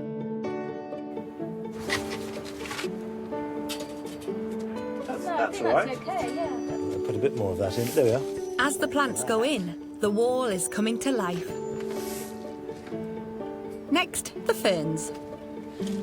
Into a wall or crevice, those are good-sized plants. They're really good because you can squidge them in, they're small, they'll grow fast, and they're cheap. Yeah, I love those. I think they're really, Yeah, so really let's- pretty. When we first saw the house, it was completely derelict and there were ferns growing on the inside of the house. So, in fact, it connects very directly. Yeah. It's meaningful to you, Yeah. and it's going to make an interesting, beautiful garden. Yeah. Not many people can say that about their garden. Yeah. Oh, wow. That's perfect, isn't it? It's been a pleasure. And when I come back, this is a small space, but I'm looking for a big transformation, which I know is there. I can feel it. Both. Yeah. Thank you for a really enjoyable day. Well, I've had a thanks nice so much time. for your help. Good. What really matters is that Anna and Andrew have taken possession of the garden. Because they are giving themselves to it and are doing things exactly as they want to, the garden has now come alive. Today's been really, really good. It's been a really fantastic day. I think both myself and Monty have learnt stuff today, doing the green roof job. That was really quite impressive how well that worked out, so really happy with that. Whilst Monty has been in Stoke helping Anna and Andy, Gerard has been hard at work on his Japanese garden. He's been preparing his stream, and now it's time to see if he can make it work. His father Jerry has come to lend a hand, but there's already a problem with the rubber liner. Okay. Should have got more rubber. Problem is, this thing's almost twice the width we need. We're not quite sure if it is fully twice the width, and in other words, we can cut it in half, or whether that would leave us a bit skimped. As always, Gerard wants to solve the problem as quickly as possible. All right. Good. Right, so Well, that's for better or worse now. well, look at that. Anyone would have thought I'd have measured it. I get the impression with Gerard that he doesn't really plan things. He just gets on and does them. But he seems to work so long and hard that he gets them done anyway. So, yeah, it's his way of working, not mine, but... Yeah, having Monty Don come next week to have a look at your garden does kind of get you out of bed and get you working on it. There is one final test. we're at a turning point. So now it's kind of downhill, hopefully. Literally. Baby nephew Johnny is here to check over proceedings. So we're going to test the water now to make sure it flows down. Here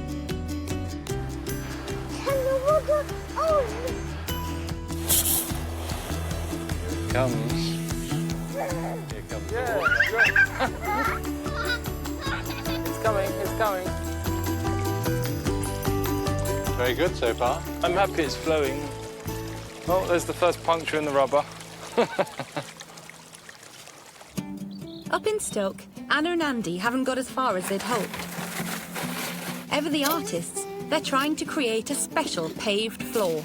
These are quite traditional, especially sort of in Stoke-on-Trent. So we've been to a reclamation yard. They've come from somebody's backyard, and now they're going back into someone's backyard. I think we are under a little bit of pressure at the moment. There's still one of the biggest features of the design to be done, which is the shelving. Yeah, a fair bit of pressure, I think, to get it done in time. But we'll crack on with it. Monty never said it was going to be easy.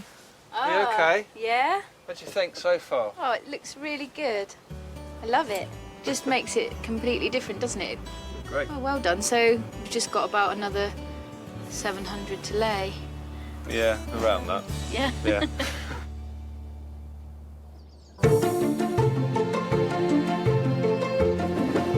It's August, and Monty's returning to Bromley to see if he can give Mayanne and Gerard a bit of help. But there's a hint of apprehension in the air. The stream looks particularly disappointing today. What with all the rain, it kind of looks like a drain.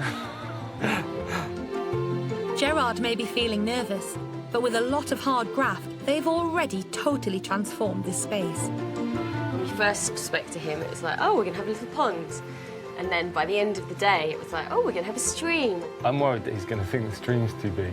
I think when we laid it out with the hose pipe yeah, I that forgot day, it about was that. like this big. I forgot. And now it's like this big.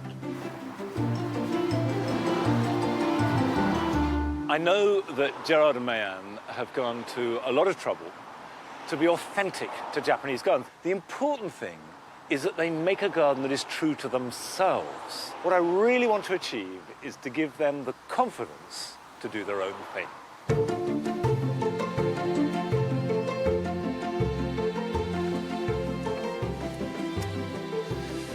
This is completely transformed. Yeah. You've changed the angle, it seems to me. Yeah, the garden actually sloped the wrong way. So you've changed the slope? Yeah. Simply by digging out and shifting the soil down? Crikey. It's a lot of work. Yeah. And the stream is pretty sort of major event, isn't it? Yeah, it is. I don't think we really envisaged it being this big, but it grew. Always with ponds and streams, they look much bigger before you finish them. Yeah. To me, that's not a problem. The challenge with this garden is that there are so many elements to consider. So Monty is going to take it piece by piece, starting with the positioning of their stones. This stone here, to be true to the whole Japanese idea, should be in the water, because if you think the water has rounded it and worn it away, so the rougher the stone, the further away from the water it is, the smoother the stone, the more in the middle it is. So that's a basic principle. I mean, what you could do at this stage is start getting your larger stones and putting them at key points. Sure. And then from that, you do the smaller ones, and so it builds up. Be good? This is the perfect opportunity for Mayanne and Gerard to get a picture of how their stream might look before they set anything in stone, quite literally. Now that is perfect for going in the water. That, yeah. See, that's the spirit. That's exactly right, yeah. Just see how that goes.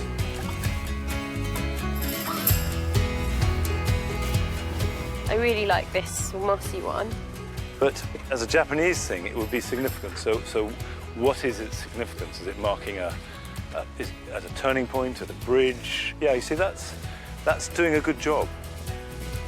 If you want the water to be calmer, you have small stones, and that just makes the whole thing much smoother. if you could put a bucket of small stones where you want the bridge to be, this sort of, let's see what it looks like. Strong man. So just tip them in. That's it. Slowly but surely, the stream is starting to show a bit of eastern promise. You're going to have to get more stones. I think what this has begun is it's giving it a kind of dynamism of its own rather than a bit of building work. Yeah.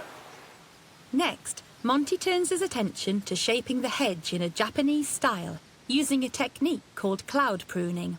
Cloud pruning is simply taking a hedge and instead of cutting it nice and four-square and straight, you follow the lines. And it's called cloud pruning because it looks like a cloud. There are certain key things to point out. Do you see how here the growth on the top is much longer than the growth at the bottom? That's because it's shading it out. Okay. So in principle, it doesn't have to be every bulge, but in principle, the bottom wants to be wider than the top. Okay. But if you want it to be nice and healthy and strong and thick at the bottom, you need to make it shallower. The final thing is that when you prune in summer, you tend to restrict growth. Okay. When you prune in winter, you tend to promote growth. Okay. So in winter, you cut the weakest bits hard, and in summer, you cut the strongest bits hard. Okay. So can I do something? Or do you want to do it? Yeah. So when we're clipping, we're just clipping in that, and we're following the line of the curve. So cutting that back a little bit harder. We're going down into there. Do you want to grab another pair of shears? Sure, yeah. And just... just start going. And why not? This hedge is shrubby honeysuckle. Its tiny leaves make it perfect for cloud pruning. And with practice, some extraordinary results can be achieved. You're going to have to cut this at least 3 times. I would cut this in May, July, early August, and then again September or October. Wow, you guys have been busy. Well, it's really easy and really good fun. It looks like a caterpillar. Well, that's fine. I mean, if it's a caterpillar, then maybe that's what it is. Have fun, enjoy it. I like the way he works, you know. He just kind of gets stuck in, which is kind of how I like to work. Bye-bye. Thanks, Monty. See you soon. I'm very impressed by the amount of work that Mayanne and Jared have done. They don't really trust their own judgment, I think, some of the time. I think Monty seems more confident in our abilities than we perhaps are. They must do what they want to do, whether it's right or it's wrong. And my hunch is that when I come back and see the finished thing, it will be transformed. If Monty believes in us, we can do it.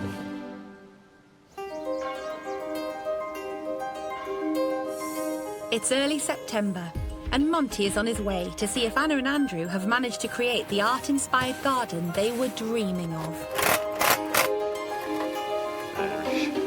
So the last few days have been quite frantic, and there have been moments when I was a bit doubtful about whether or not we could get everything done.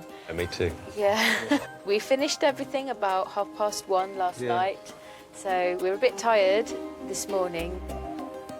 Feel quite relieved that we've got everything in and built everything. Feel quite happy, really. Yeah, me too.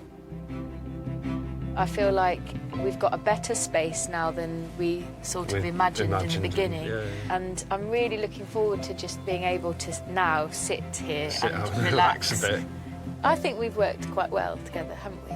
Yeah, it's, we've had a bit of a laugh doing it, haven't we? And Yeah.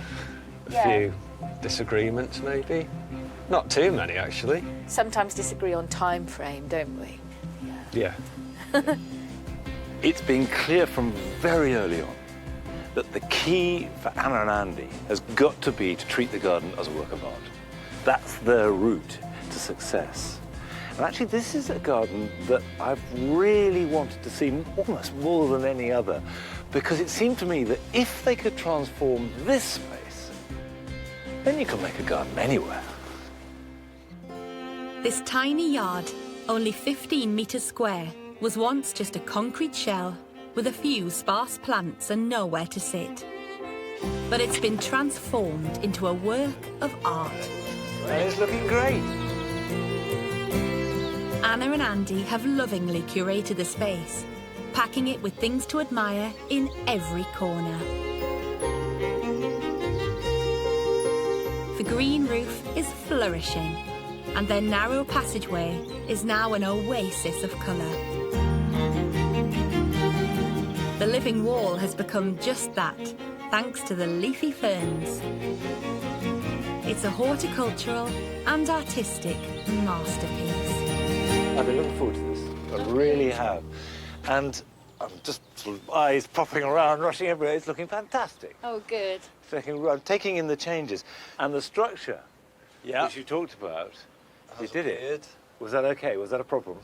It's taken a while. It's slightly different to what I imagined, but that doesn't matter at all. And I love the hoist with the hanging basket on it. Yeah. Did you make that? It's made up of bits and pieces. Assembled it. Yeah. That counts as made in my book. And walking down, I saw that the roof is still alive, which is the least we'd expect, but looking good. It is. Yeah. It's definitely grown. And your wall. It's done okay. That, to me, looks really good. Yeah. Because it doesn't look like it's been bought off the shelf.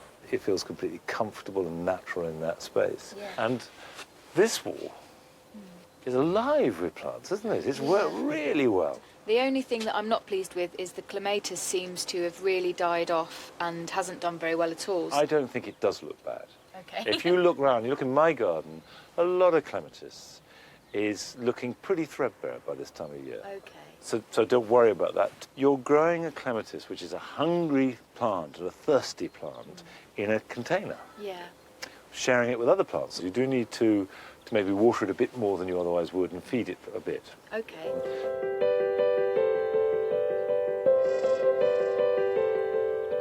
What I love about this garden, actually, particularly, is it's so small, but everywhere you look, there's something to see. Yeah. It's the detail is fantastic. And you've got your little miniature gardens here. We saw, obviously, the Trug Garden at Chelsea, which was really beautiful, and I liked the idea of using the old tins. I get a chance to sneak in a few extra plants. Yeah. So, yeah. I've been trying to not buy millions of different things, but I think with these tiny ones, it's so small. Yeah. That seat. Can I christen it? Can we all sit on that seat? Yeah, we Just cuddle up quite a lot, I think. Yeah? Yeah, it's nice. This is somewhere you can really look at it, just watch and see what happens. And I feel this is a good place to do that. Yeah. It's nice. Anna and Andy's original budget was £1,000, but the brick floor came at a price and they spent almost double. Still, it's clearly been worth it.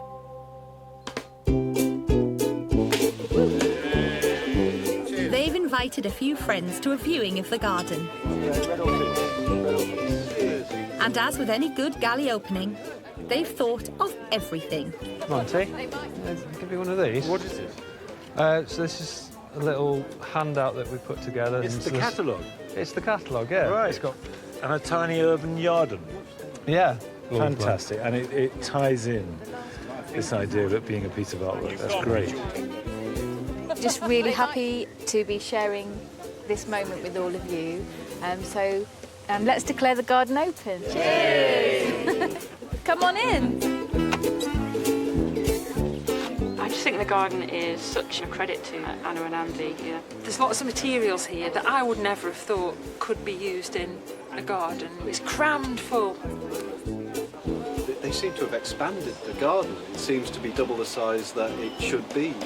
It's really nice. It's fantastic. Thanks so much for your help. It's been really amazing. Well, it's fantastic to have seen it grow. Yeah. Enjoy it. Okay. Thanks, Monty. Bye. I've enjoyed every stage of this garden. They have quietly and without fuss very quickly latched on to what they wanted to do and very calmly executed it. Because this isn't just an artwork. This is a lovely family garden. But the two can and almost invariably will come together, and we should celebrate that. Having not seen it since quite late last night, I'm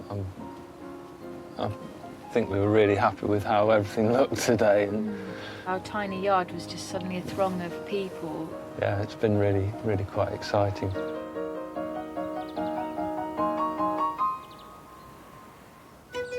In Bromley, May-Anne and Gerard's Japanese garden is almost complete. But ever the perfectionist, May-Anne still isn't happy. When I first saw the steps, I wasn't quite sure about them. It was more the side section which I think made it feel a bit more kind of Gothic castle. It's just this little extra bit I'm chipping away. I can't imagine they're that easy to take apart because they were pretty well made, you know? Gonna do it. Do you want a hand, man? I want to do it myself. Can I just whack the whole thing with the sledgehammer?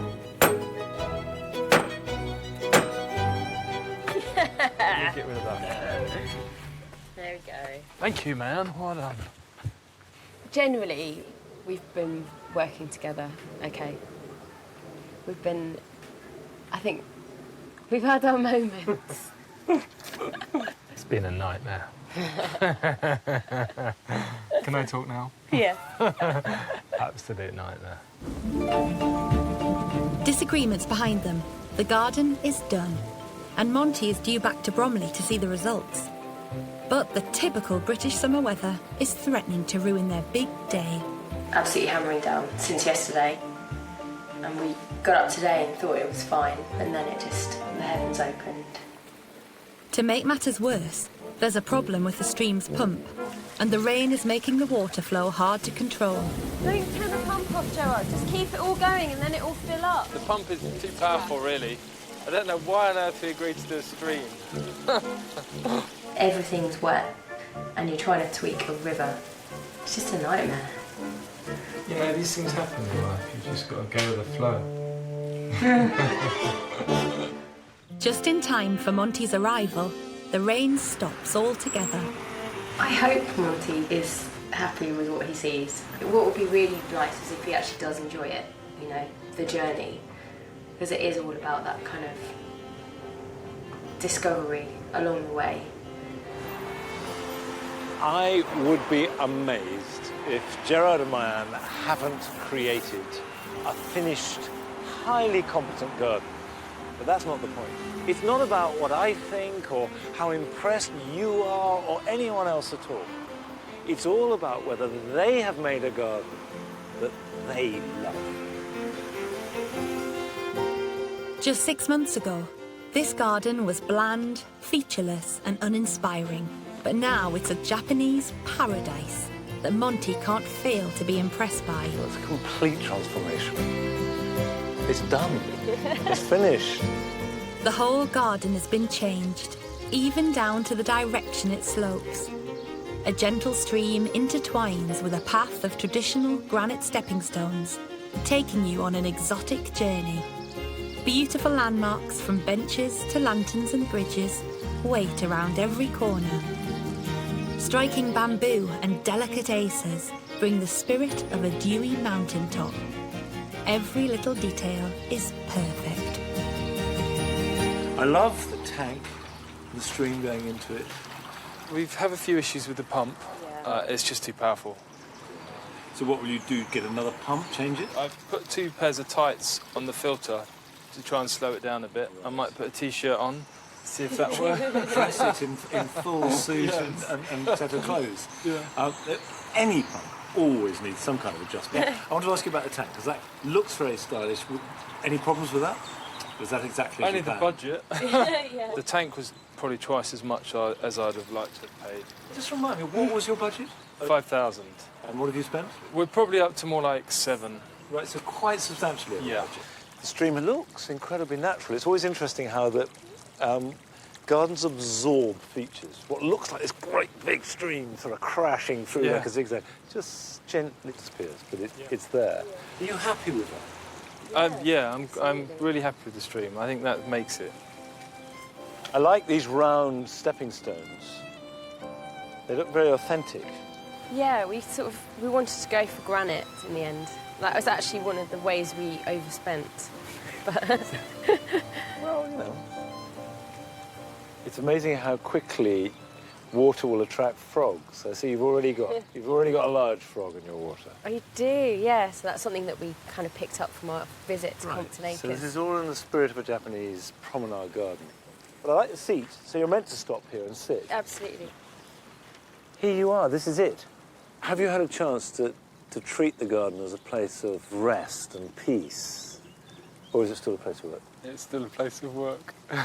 I think up until even this morning, yeah, we've been mad at it. It's been a lot of investment, I mean, not just of money, but of you. There's been days when it's been horrendous, but, you know, you forget them. I think if you're going to do something, you may as well try and make it as amazing as you can. We've got a few key plants, like we've got the pine, we've got a number of aces. Absolutely key Japanese garden plant. Yeah. And you see, already it does feel like there's a journey and we've come somewhere else. It's a very tranquil place to kind of enjoy Right. a cup of tea or just be able to have some time out. So it's become a place to go. Yeah. Yeah. A destination. Yes. It's time to throw open the garden to family and friends. In particular, one surprise guest.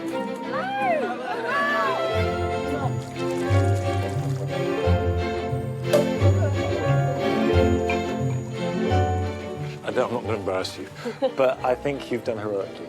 I'd like to say thank you to Monty, just for the idea. I mean, it was... Well, you can blame me.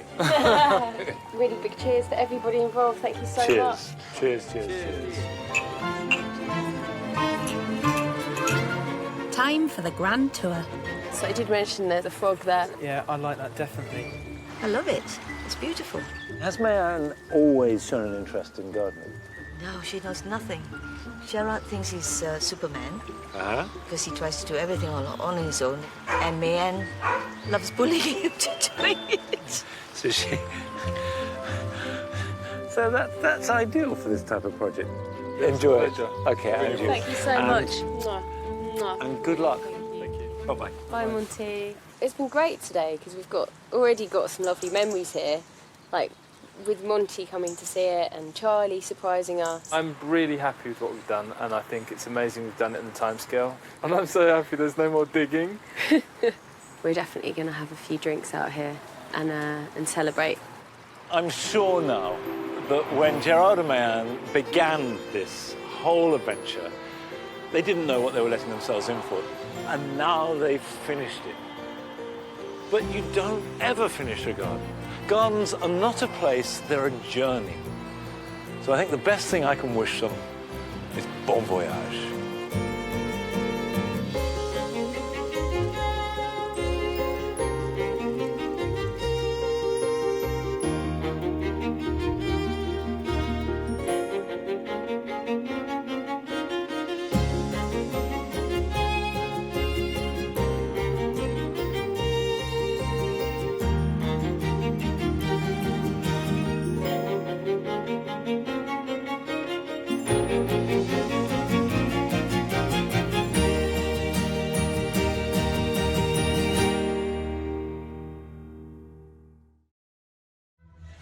Do you have a small garden, but a big idea?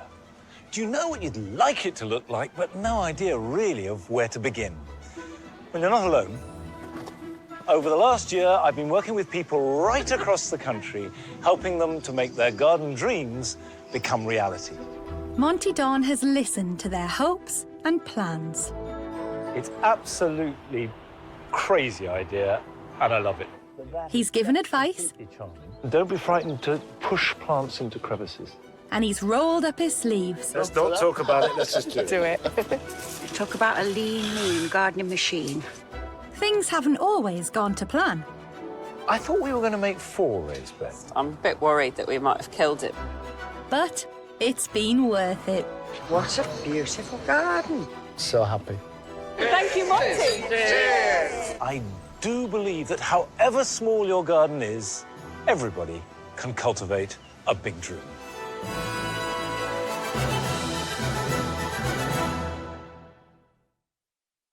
Lean it the other way if you can.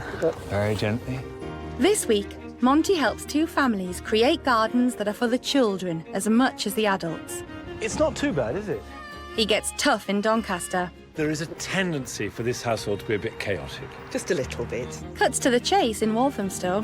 I don't think you've thought this through at all. No, I don't think we have. And as always, where there's pleasure, there's pain.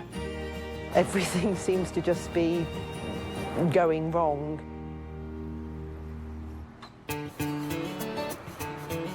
This is Finningley in Doncaster. And down this quiet cul-de-sac live Nicky and John and their family. There's their 1-year-old little girl, Anna, and Nicky's other children, Ninette, who's 10, and Ted, who's 7.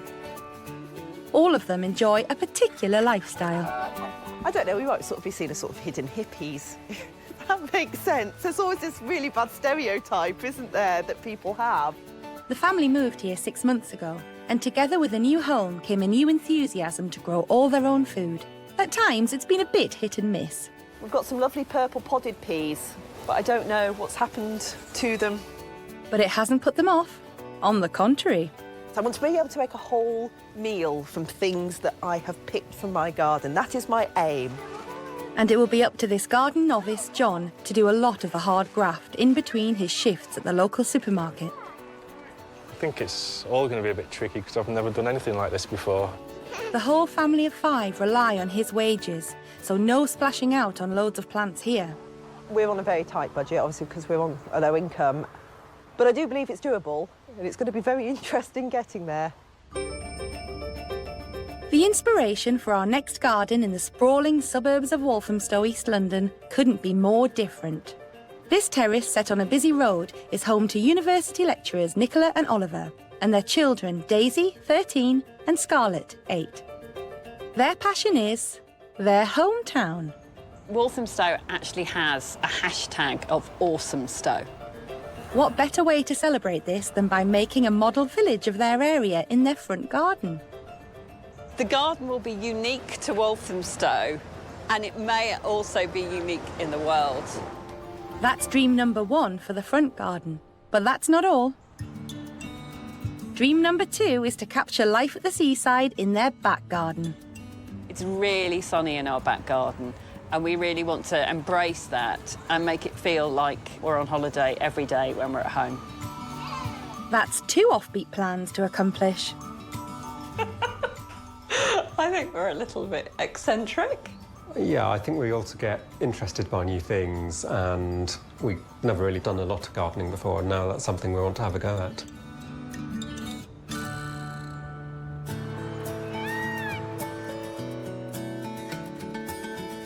It's late summer in Finningley, Doncaster, and Monty's on his way to help Nicky and John plan their dream garden. Growing vegetables is a passion he shares with Nicky, but his idea of an ideal kitchen garden might be very different. I want it to be an edible haven. I want it to be somewhere full of edible plants and organic looking, natural, as opposed to regimented. I don't want regimented lines. I don't want it to look like an allotment, if that makes sense. Why not? Why not? Well, there's nothing wrong with an allotment on an allotment. But I want this to be somewhere where we can sit on the patio on a summer's evening, enjoy a glass of wine, and for it to be beautiful. Is that what you want to? Yes. My main aim is to have a meal that is actually picked from my garden. 1 meal a year? I mean, are we talking about every meal? What are we talking about? No, we're thinking... as much as we can. As much as we can, yeah. Nicky and John's dream is to grow lots of edible flowers, vegetables, herbs and fruit, all mixed together in a central bed and up the fences. They've got a budget of only £500. I think they need a more organised approach if they're to get the quantity of crops they want. If you want to grow a meaningful amount of vegetables, as opposed to the odd thing here and there, sooner or later you're likely to come back to rows or grids because it's easier to harvest them and weed them and if you have them in a grid.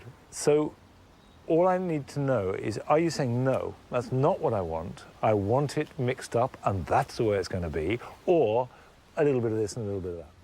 I think comes to clumps. I think growing things in clumps is almost a grid system, isn't it? I don't want straight, long rows. Does that make sense? Can you No, clumps are not a grid system. Not in anybody's language anywhere. Could you not have a You could grid have system clumps that in a big? grid. It's your garden. You can have clumps. If you want clumps, you shall have clumps. Beautiful clumps. Edible clumps. To help them get a garden that yields more than just a dish, I think they should create 4 central beds instead of 1. Each bed could still have clumps of edible plants, but they'd be rotated throughout the seasons. That way, they'll be growing more produce to live off. That would make very good sense because we could keep the sort of perennial, more backboney things to the outside. And in the middle of each bed, you could have a fruit tree. You could have... Oh, gosh, that would be beautiful. Oh. Nikki's got a long wish list of plants to show Monty, but she's got no idea where they should be planted. What's your worst fear? That we plant certain things that are sort of more big-ticket items for us, like trees, and that they fail. I don't think that's a worry at all. But what I would worry about much more is the lack of plan. And by plan, I don't mean lists of plants. I mean physical layout. You need to know where things are going to go, even if they're random. Sometimes I think it is a confidence thing and sort of avoid planning it too much because then it makes it sort of become very real. Well, I would say get real. Time to bite the bullet. Yes. Do it. You're talking a good talk. Now walk the walk. Yes. It's been quite a day, having her dream garden plan interrogated by Monty, but Nikki's taking it in good heart. I feel that talking things through with Monty has made me feel a lot more confident about some of the ideas that are in my head and actually getting them out and what we could potentially achieve here if I become a little bit more organised for a change. Well, I really believe that they want this to happen. But the whole place is amazingly chaotic. And they do need to get their act together, and fast, if they're to have any chance of a good harvest by summer. And from this quiet corner of rural life, Monty heads 165 miles south to East London and to the hustle and bustle of busy Walthamstow. Nicola and Oliver have the nerve-wracking task of taking gardening guru Monty through their plans. At 4 by 2.5 metres, it's a tight squeeze, but they have big dreams. What are your plans for this area here? What we're planning to do here is build a miniature village in our front garden. We're going to have a layout of the local area, like a 3D map, with lots and lots of tiny houses that we're going to build ourselves. Why? Well, for a lot of reasons, I suppose, but mainly because no one else has got one and we think it'll be fun. OK. I mean, it's a great idea. I like it. It's good. What sort of scale are we talking about? Well, we've started to make some sample houses, Yes. like the ones over there. So these ones here? Yeah. I mean, it's minute. It is, indeed. It is. But what we're going to have is lots and lots of them. Nicola and Oliver want to build a model of their area with a budget of £600. They plan to cover the front garden with a wooden pegboard and then build hundreds of miniature buildings to fix onto this base. And they want to include miniature plants to look like trees and bushes. I'm starting to feel very confused about how you're going to represent any planting on that scale. I think I was envisaging almost like a bonsai garden outdoors. Have you seen any bonsai? They're about that big. No, they're not about that big. A small bonsai is about that big. In order to make the plants work, I think they should scale up the houses dramatically. And once that's done, amongst others, they can include miniature trees, alpines, and mosses. I think it's completely balmy. I think it's absolutely crazy idea, and I love it. It's great. Thank you. Thank you. But the big dreams don't stop there. They want to do the back garden too. How do you want to change this? What we've got in mind is something inspired by Derek Jarman's garden. We want to have some stones and plants amongst the stones. What sort of planting? Something sort of frondy type thing. And really, is that it? What about you? I think I'd like things a bit more spiky, really. Nicola and Oliver want to copy the seaside shingle garden of the late film director Derek Jarman on their heavy London clay, but they don't want to take anything out to make room. You want to keep this enormous great swing. Yeah. You want ferny frondescence, you want spikes, you want a Derek Jarman Dungeness beach effect. Yeah. Anything else you want while you're chucking it in the pot? No. I think that's probably more than enough. Do you know what I think? Yeah. I don't think you've thought this through at all. No, I don't think we have. All those three things are almost mutually incompatible. OK. Ferny and frondy does not really tend to go with spiky. No. Even if you did do it, I don't think it would look very good. Don't think you'd like it at the end. It doesn't matter if I like it or not. That's not what it's but about. You don't think we'd like it? I don't think you would, actually. Yeah. I think, in all seriousness, I think some editing is necessary here. Yeah. OK. How would you feel about pushing the children's stuff to the back? What, moving the swing? So there became a play area. Yeah. OK, yeah, I can see that.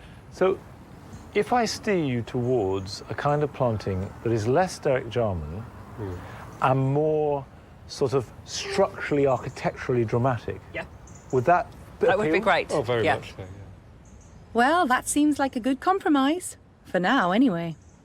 The back garden is all over the shop. There are too many different things going on, too many ideas without any real articulation of them. I think we need to go back to the drawing board. I think it's au revoir to the beach theme. It's not going to be Dungeness anymore, I don't think.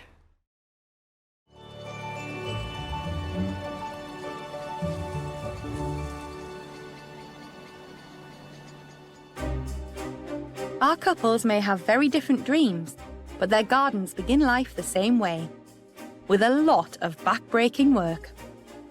Each garden will be stripped back to a blank canvas before the fun part can begin.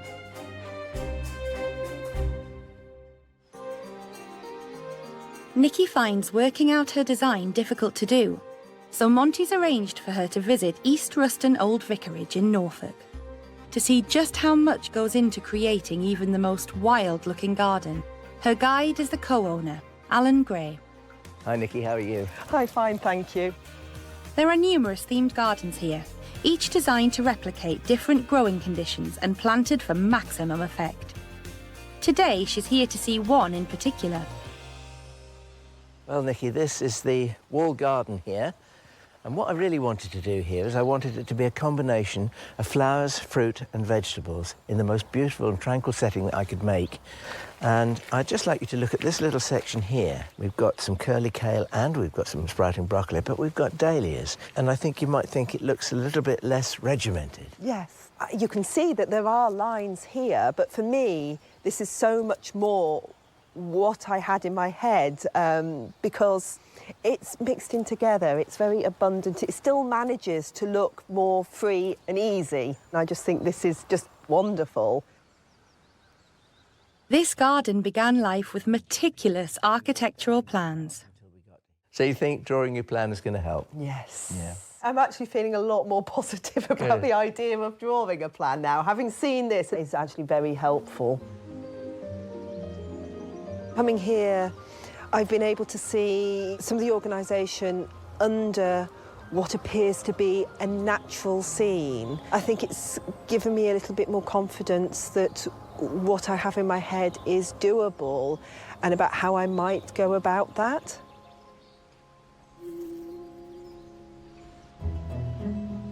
Back in Doncaster, Nikki has returned from her inspiration trip ready to tackle her vegetable garden. For her, the desire to live off the land is much more than just a whim. She's a full-time mum and homeschools her children. Home education is something that's very important to me because I feel it offers more control over what they're learning and it can be targeted towards their interests. For Nikki, the garden is an extra classroom, a place to teach her children about nature and plants. Yeah, I like planting, and actually I buy a lot of things with my own pocket money.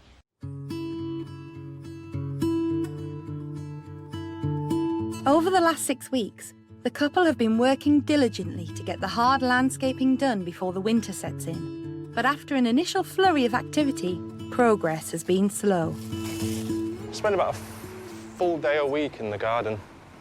Obviously, we were working and studying as well. Don't really get much time at the moment. John's work isn't the only reason they're moving forward at a snail's pace. There's also baby Anna.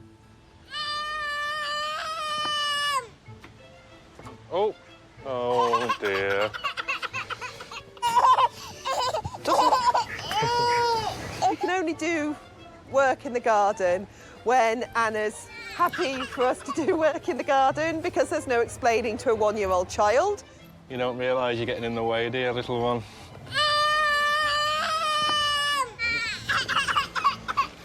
I'm just going to give up and take her in. Yeah. Yes. Monty is due back in a few days, and the couple are worried by their lack of progress. The way the garden is at the moment makes me feel a little bit nervous. It's a mess, and obviously Monty's coming out next week, so we have to get everything prepared for him.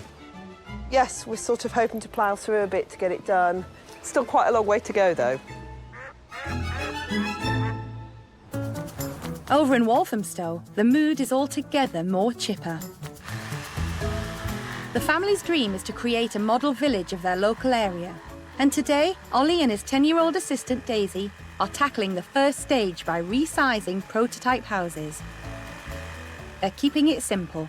Step 1, saw a rectangular block. Step 2, sand the block. And step 3, stick a triangular piece on top. So far, so good. Monty said to increase the sizes of the houses essentially as much as we could bear. Originally planned a really tiny scale like this. Obviously, the bigger we make the houses, the easier it is to get everything in proportion, but then you just end up with one house in your front garden, which isn't really a model village, it's a model house. Yeah, I think they need to be a bit bigger. But imagine if we found something that was going to be about that size. Okay. And we found something for the roof. Mm-hmm. We'll put that on there. That went all to the make way it up. down. So it went all the way down and all the way along. Like a sun house rather than a shed. We're not going against Monty's advice. We're having a go and then hearing a nice softly spoken Monty on our shoulders saying, no, that's not big enough. Oh, wow. Wow, it's huge. By their own admission, Oliver and Nicola are lost when it comes to planting their model village. So Monty sent them to the oldest one in the world, Beaconscott in Buckinghamshire, for inspiration. Here's the train. Here's the train.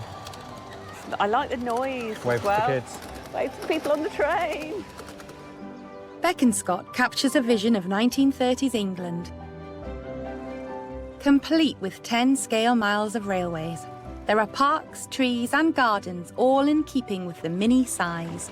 But there are plants amongst the houses, aren't they? Yeah, and I want it to feel like this. You want it to be a garden as well as... I do want it to be a garden. Yeah, I don't think I realised quite how much until we came here, that it's a model garden as well as a model village. Yeah. Peter Crowther is on hand to give them some good tips. This group, copse of trees, cypress, the end of the airstrip. Cypress? Always looks nice, yeah. OK. So how big does that grow? As big as you like, if you leave it. OK. And is that a box at the back? Yeah, little privet. OK, but a privet. With plenty of those from small, you can make a lovely long hedge or a boundary. Yeah, yeah, because we need a boundary. Yeah, we do. So what's that one there? That's a Chinese elm. Really good, quick growing, easy to shape. That's really helpful. I think I'd quite like some of these in our garden. Yeah, I think I could see us using some of these. Yeah. Most of these trees aren't actually dwarf varieties. They use normal stock and they're given the bonsai effect by precise shaping and pruning. Nicola and Oliver watch carefully, but will they manage as well back home? What's interesting is how quickly you've been able to put all of those layers in and leave it looking so nice. Over the next couple of years, it will thicken up. So those layers will close up a bit, will they? Yeah. I think one of the things I take home is the fact that I don't have to make a replica of where I live. And I don't necessarily have to have all the plants the same scale as the buildings that we build. That it might be more fun to actually have fun plants and the right sort of plants and not to worry too much about the size. I don't know, do you think we can fit a train in as well? I'd quite like a train. I don't know if it should be an underground, given that we live in London. Maybe. It looks as though their dream garden keeps growing bigger and bigger. 2 months after his initial visit, Monty is back in Doncaster. He's agreed to lend a helping hand and has come ready for action. Last time I visited Nicky and John's garden, I was worried that it was a bit chaotic. And it seemed really vital that they impose some order into their planning and the execution if they're going to grow a decent crop of vegetables for next summer. The couple dream of making an organic-looking edible haven, mixing flowers, herbs, fruit and veg.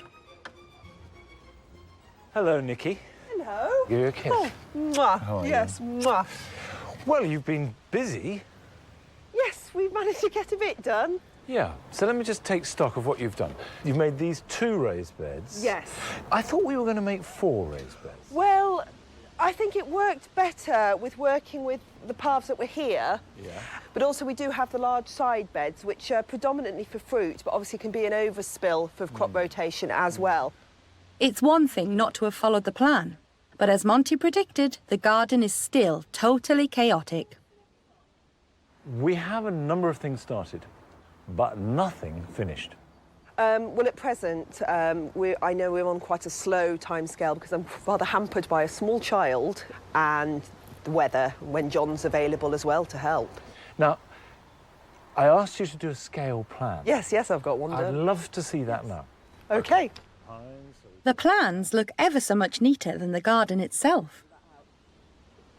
The reason I asked you to do it was actually to organise yourself, just so that you have to measure, set it out, rather than lots of dreams and lots of ideas. Let's be honest, there is a tendency for this household to be a bit chaotic. Just a little bit sometimes. Right. Now listen, that can't happen in the garden. What you want is fantastic. And coming out with lots of energy and enthusiasm, doing a bit and then giving up is not practical. Focus it on bits at a time. And I would say, do 1 bed and do nothing else until that bed is finished. If you've only got 10 minutes, do 10 minutes work. See, chickens agree with me. End of lecture, and on to something more fun. Nicky has told Monty that what she's most worried about is that she'll kill off expensive items like fruit trees. So today he's going to demonstrate how to plant her very first Hessel pear tree. So we're going to plant the pears as espaliers along here. You know, an espalier is any tree, but particularly fruit tree, that is grown in tiers. And there can be as many tiers as you like. Incidentally, the word espalier originates from the Italian word spalliera, meaning something to rest the shoulder on. Down a bit, up a fraction. So we begin by creating a support system to train the tree. This is very straightforward and simply requires eyelets and wire. We're making 3 tiers about 45 centimetres apart, so we run wires across the fence at those intervals. Next, we dig a hole that's wide but not deep. I would never, like, if left to my own devices, I would not have cleared a space as big as this. Right. We position the tree so it's angled back towards the fence.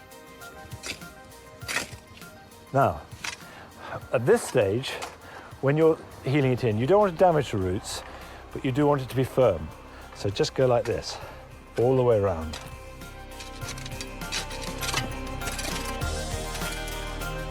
Give them a generous soak. Then add plenty of mulch, tie them with twine, and that's the job done. These buds here are going to provide us our lateral growth. So you grow this up at 45 degrees, and then in winter, lower them down. Don't force them down. It might take 2 years to get them horizontal. And then all these can be pruned off. It'll take roughly a year for each tier. And I would have every expectation of that lasting for at least 100 years. And that's the important thing, really, isn't it? To get it in. It's not just for us, it's for other people as well.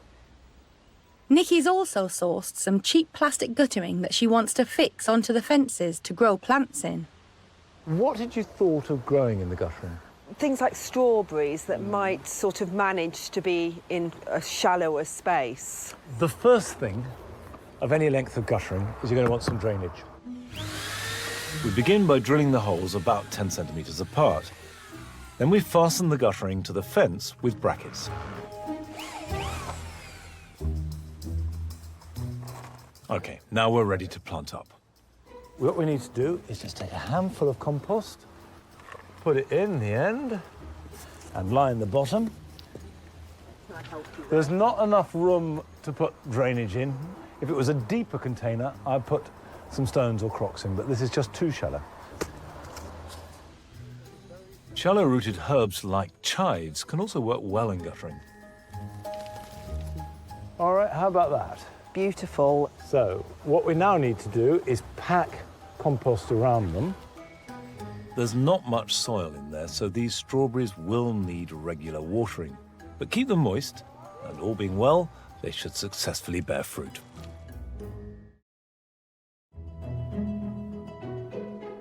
Vertical gardening can be done on almost any budget. If you've got the means, tailor-made hydroponic systems can look spectacular. But if not, improvise, and it can be virtually free.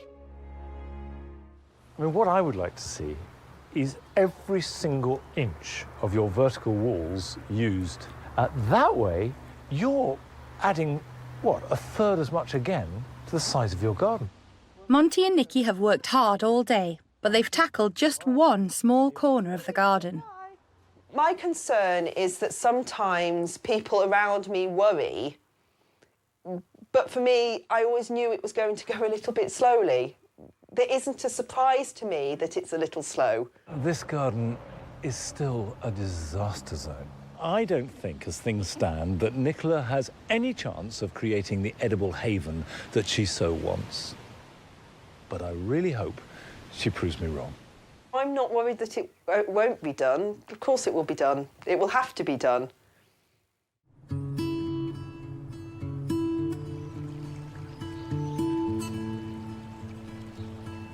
In the cold months, both our gardens have come to a grinding halt. In Walthamstow's back garden, the turf has been dug up and the Wendy house has been squeezed behind the shed to make space for the swing. The front has also been dug over and grit added for drainage, ready for model building and planting next year. The winter season brings the wettest weather the UK has seen in nearly 250 years. In Doncaster, the gales have been wreaking havoc.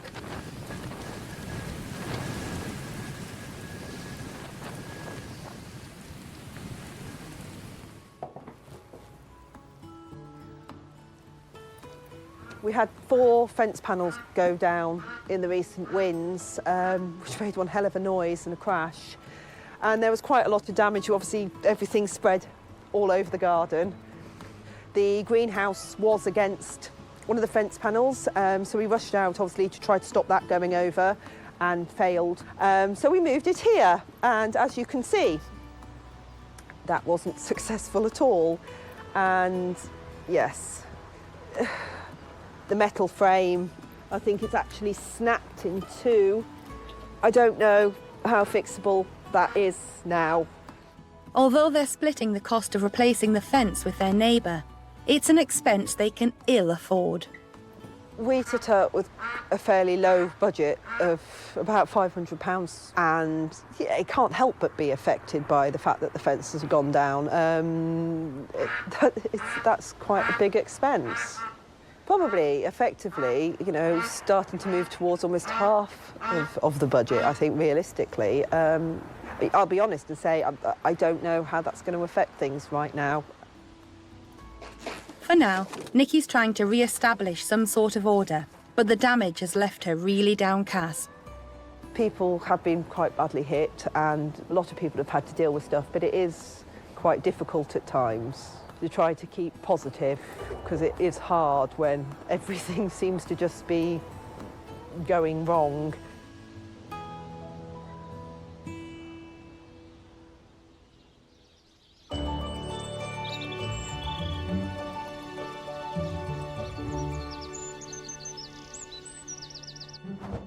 Over the last few months, Nicola and Oliver in Walthamstow have steadily transformed their back garden. They've laid down pebbles and sleepers and bought large plants. It's time for Monty to catch up with them. On his first visit, the couple had wanted their backyard to resemble Derek Jarman's seaside garden, but were told to go back to the drawing board by Monty as their ideas jarred. Now he's about to find out if they have a new plan. Right, my guess is because of the pebbles, you've stuck with your Derek Jarman inspiration. So that's a little bit of Dungeness. Yeah. You've still got that enormous swing, taking up literally a quarter of the garden. Yeah. And the shed taking up another quarter. Yeah. One of the things that worried me then and worries me now is that it'll be bitty. So what you do need to do is relate these other spaces to this central area, which is what you first see. I would love to see all this pebbled. Yeah. So you had a complete unity of theme, and it would undoubtedly look better. Yeah. And that's fairly rude of me to say that. No, that's okay. The great secret of small gardens is to be ruthless in your editing. Yeah. Get rid of everything that isn't essential. Okay. And then slowly pull things in. And I would suggest the way to do it is with a bit of wit and charm. I mean, play. Okay. The couple haven't followed Monty's advice about plants either. They are combining spiky and frondy types, despite Monty's suggestion that they just choose one of them.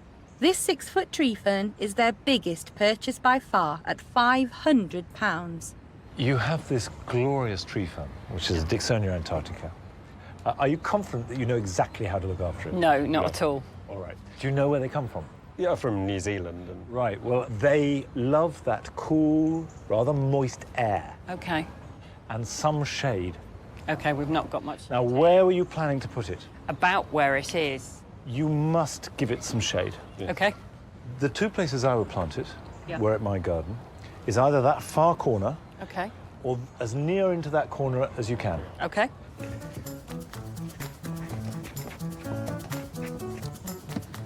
Well, what do you think of it there? It's nice there. Down. Lean it the other way if you can. Very gently. That's it. It looks better there, doesn't it? Yeah. It does look better. Time for a quick swing to make sure that they don't damage their very expensive fern. It's not too bad, is it? No, it's nice. No, it looks nice there. I think it looks better there. What makes Dicksonia antarctica and tree ferns in general so unique is the fact that their roots are here, where my hands are. On the outside? They're on the outside of the trunk. And these are bone dry. Yeah, You've they been are. watering the soil. Yeah. Which means you haven't been watering it at all. Oh, dear. Now, what I've been dying to do for the last half hour is give this poor thing a drink. It needs it terribly. This is how you water a tree fern. Oh, it starts to come out the sides. Okay? Oh, that's like being in a rainforest. Yeah. And this is, you see, how the rain filters down, which not a lot of it reaches the ground. No. But the plant has taken it up and used it before it does. Thank you. Right. Well, that's a new home for that. That's easy. Now, in the back garden, they've splendidly ignored everything I advised them to do. I said, don't mix textures, don't mix styles, work out what you want and go for it. And they've got a little bit of Derek Jarman Dungeness, they've got a little bit of tree fern, they've still got the swings, they've still got some decking. Monty thinks that we've got too much going on at the moment, which I guess to some extent feels a bit like being told off by a teacher. But I think we need to learn from that, and I think he's right that we have got too many things going on and don't quite know how everything's going to fit in. It will be hard to make that garden look coherent. And that's really important, because otherwise it just ends up as a mishmash. Over in South Yorkshire, Nicky and John's edible garden is at last beginning to take shape. Spring is most definitely in the air, and Nicky, for one, is delighted. All 4 fruit trees that we planted are now coming into leaf. Here's one of the fruit trees. This is the one we did with Monty. It's coming up. Yes, I'm really pleased with it, because it was a bit hairy for a while. You put With fruit, you sort of put these bare sticks into the ground and you look at it and you think, I'm sure that's dead. But no, it's all springing back. So yes, we are getting fruit. It's all hands on deck, and Nanette has become quite the gardener. In the propagator, we've been planting tomatoes, cucumbers, butternut squash, and edible flowers like electric daisies. Not to be defeated by broken fences, the couple have found a novel way to do vertical gardening. They're using wooden pallets to hold pots. And Monty's pep talk has paid off. By finishing one bed at a time, all 4 are ready to go. Just one change, though. They aren't raised beds anymore. I think it was Nikki's idea to take the raised beds out because it'd look more spacious. And to be honest, I think she's right. I was a bit annoyed about it because I put a lot of work into it, but at the end of the day, it does look better. Now Nikki can get on with the part of gardening she loves best, the planting. But being Nikki, she's doing it in her own special way. Some of the more traditional things I've done is the growing of carrots in grids. But then other parts of the garden have been more in clumps, as I originally suggested, and I know horrified Monty a little. And also a lot of plants that people might consider weeds. I'm keeping some of them, like the fat hen and the chickweed and the nettles. I'd like far more nettles, actually. Gardeners across the country will be horrified, but I do, and I want more dead nettles. I like dead nettles. So, lots of weeds growing in with lots of vegetables. Let's hope it pays off, because there's no budget left to fix any mistakes. I think there's still quite a bit to do because some of the beds are really bare. Every minute I can, I'm going to spend in the garden making it how we want it to be.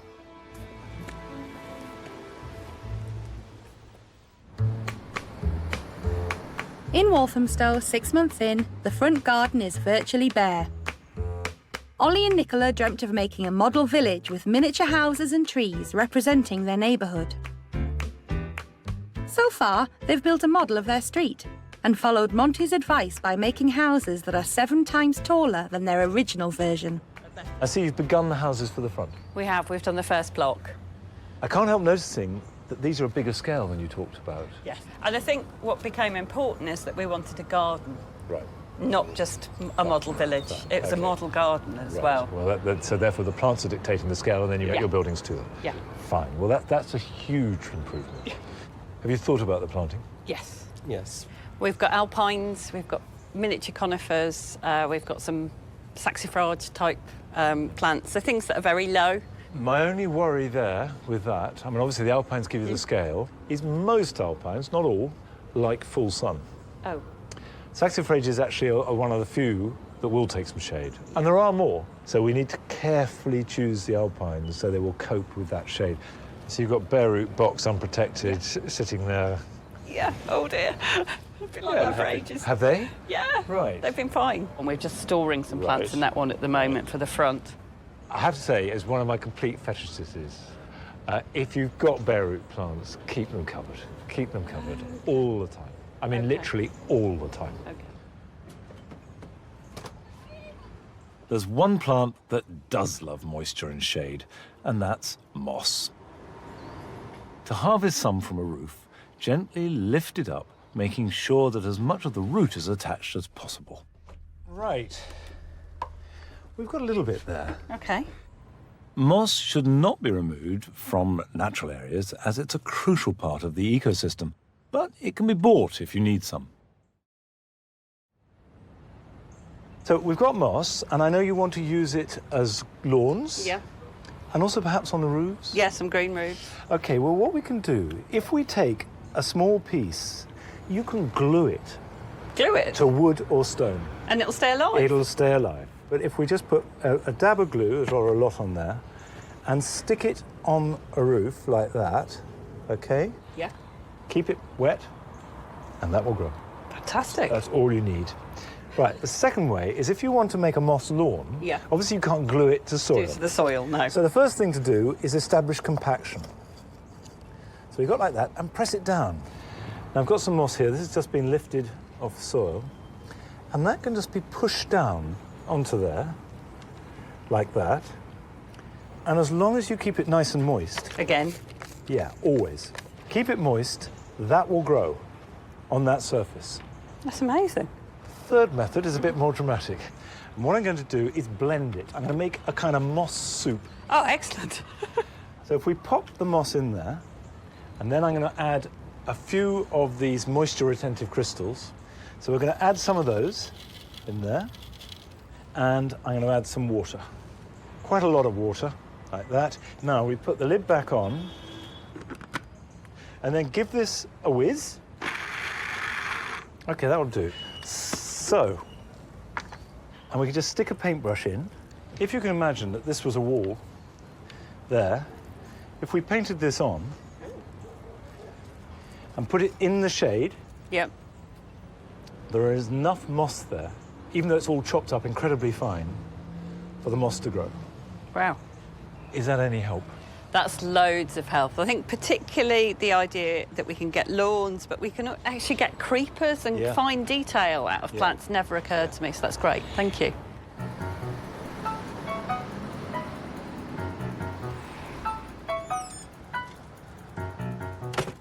A month later, Nicola from Walthamstow is off on a moss hunt. Her daughter's school has an abundance of it. The head has given Nicola the green light to harvest as much as she wants. She finds a whole lot of it. Enough to make a mini model town. Scraping moss off a school playground floor has to be one of the strangest things I've probably ever done in my life, let alone for a garden.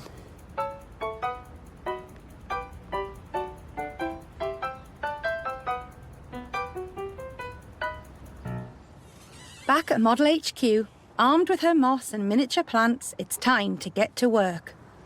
OK, so do you know where that goes down? What we're planting here is miniature conifers, and then we've got like a miniature elm tree and a miniature willow tree as well. That tree represents the one down the street, and Nicola wants to trim it to be an exact match. So you look at that and then tell me if I'm getting it right. It's rounded at the top. And what else? And the trunk goes straight up, so it's not really like that. I remember from being at Beaconscott that you could actually be really quite bold with them. Yeah. An outdoor bonsai in the making. Next up, it's alpines, and Monty advised them to study which ones suit this environment. I don't think we did a lot of research about anything beyond the trees, really. I can't remember what likes sun and what doesn't like sun, to be honest. I have looked and I can't remember anymore. Hedge? What do you reckon? Yeah, can we sort of separate it out and... Yeah. Cut it into bits, yeah. Yeah. We'll take it apart. You need both hands. No, both hands. No, not pull it. Pull the soil. They seem to have destroyed the all-important roots. What do you reckon? Do you reckon they're OK? What have I done to this plant? I'm a bit worried that we might have killed it by separating it. If Monty was here, I think he might tell me to stop and think about what I'm actually doing here and what am I actually trying to achieve with these plants. So we're going to plant the hedge in front of our house, maybe? I don't know, I think the hedge is a bit problematic, isn't it? The hedge is problematic. That's not the only problem. The larger box hedge is also looking the worse for wear. That's the one Monty saw starved of water on his last visit. Some of the hedge may be dead. Monty was said about not having bare roots exposed for longer than about 30 seconds, and we must have had it exposed for about 30 days. So... Lastly, it's moss gluing. Hopefully that might survive the ordeal. This is quite messy fun. I like this. I think that's quite cute. Yeah. Miniature gardening is much trickier than I imagined. So that's one Walthamstow street in miniature. Well, Rome wasn't built in a day. And apparently, neither was Walthamstow.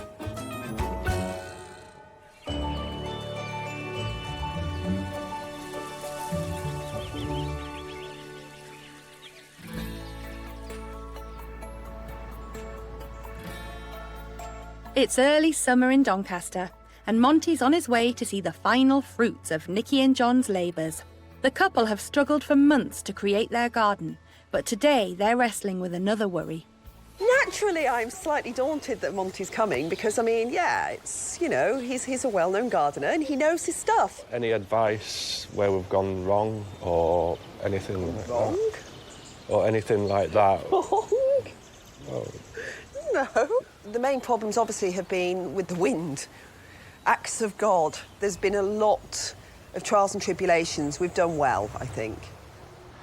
I haven't been back to see Nicola since last autumn, and I left there not feeling terribly optimistic. I'm not sure that she herself can get organised enough to put it all together.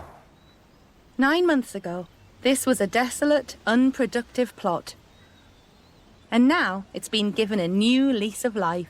Well, big changes. It's filled out.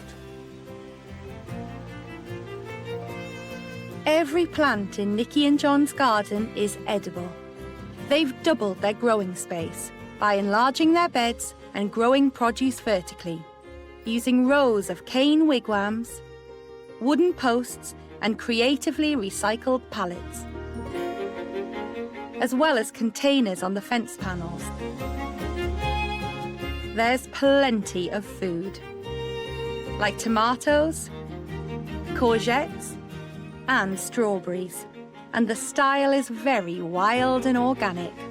Vegetables and herbs are mixed in with flowers, and there are edible weeds everywhere.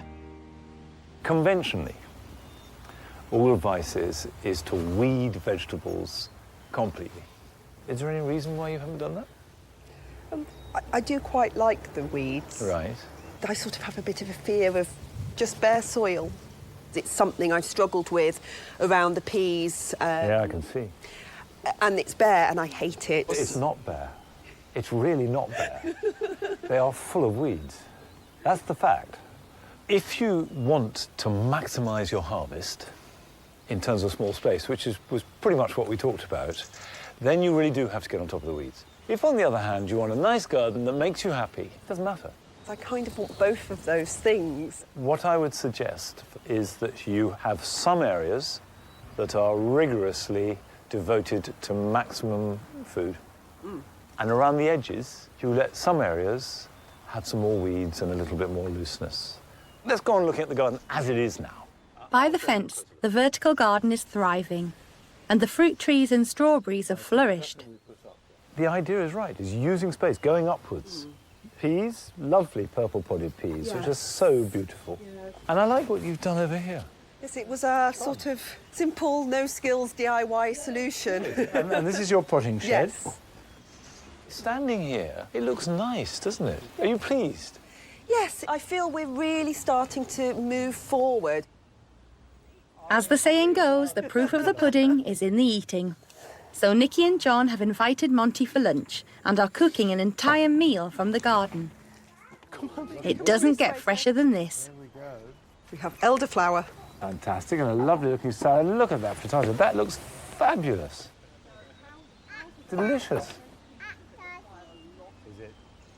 Now, here we are, sharing a meal where everything is from the garden. So that's complete success. Mission accomplished. Yes, and we really are getting there, and I love being out here. Good. I really do. And I mean, I sit here and I look at it, and it does make me happy. I know that this year has been a tough one for Nicky, and she finds the whole process of making the garden and looking after it fraught with anxiety. But she's done what she set out to do, which is provide food for her family. I recognise that this maybe is not a lot of people's typical thought when they think of a perfect garden, but it's nice for us. I think something else will increasingly happen too. The garden will look after Nicola.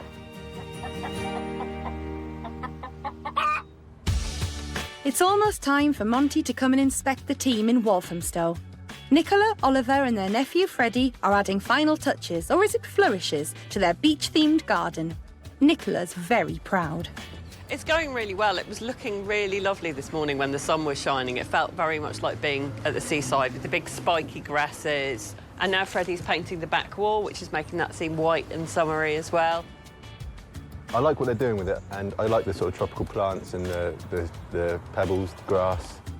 In line with Monty's advice, they've tried to harmonise their planting by sticking to more spiky types. We did listen to him on the advice about plants, but I'm not sure we've listened to him on the advice about garden design.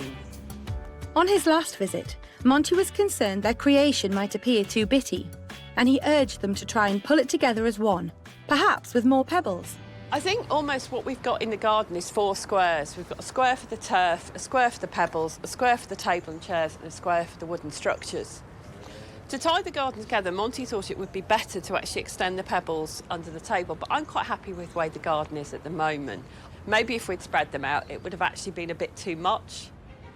What might be too much is the eclectic range of objets d'art they've acquired, including 4 mannequins.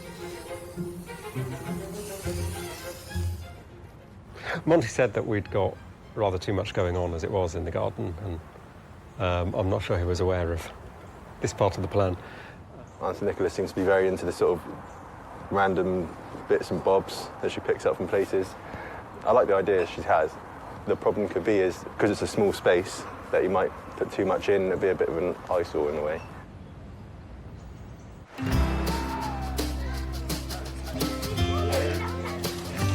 In Walthamstow, the lively E17 art trail has kicked off across the town.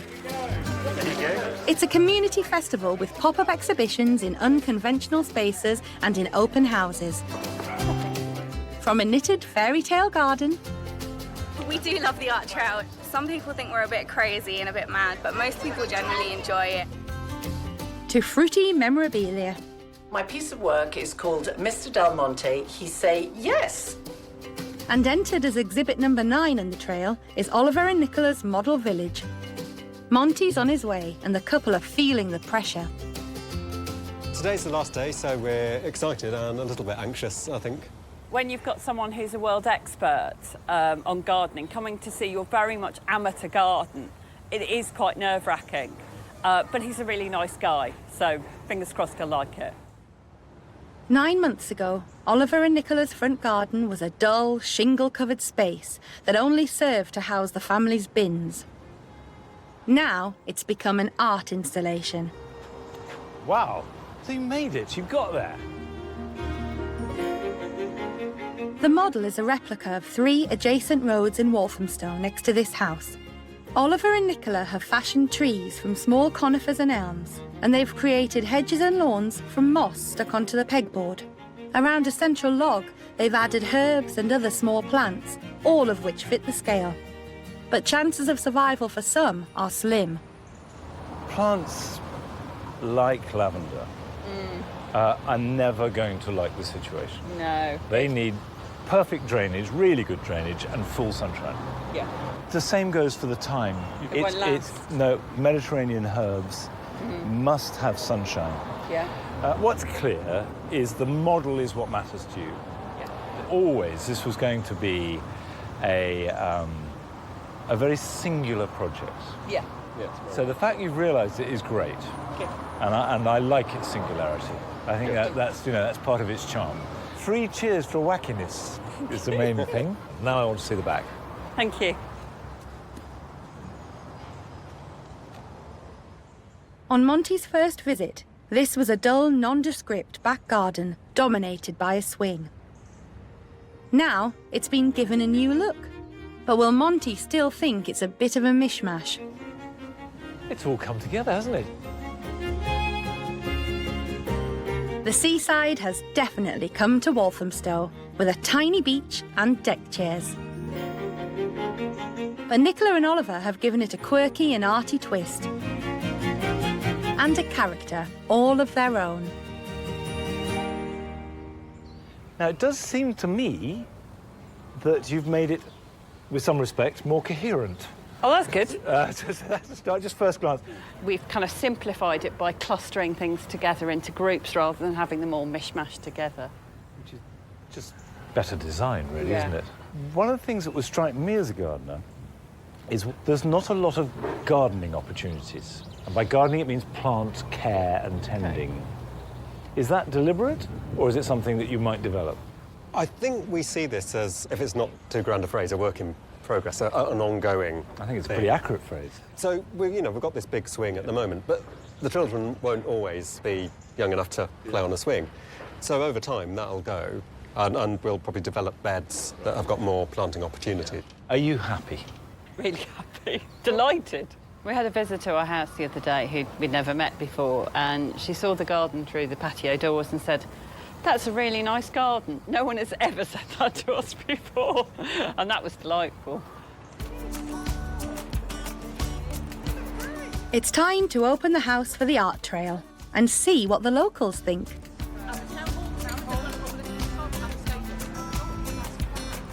I love the model village. I think it's great. I think it's a really, really lovely thing. Really fun and invites people in.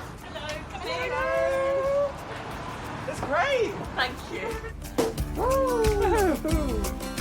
Cheers. Oh, cheers. Congratulations. Cheers. Well done. Cheers. Great. Thank you for your help, Monty. Well, it's always a pleasure. We've got deck chairs and pebbles, and it's really sunny and feels a bit like a beach.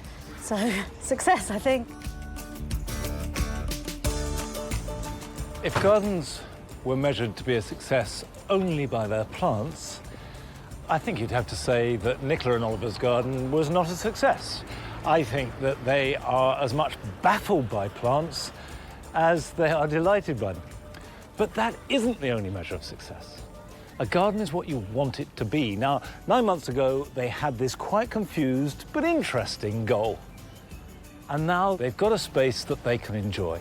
Now, on anybody's terms, that is a success.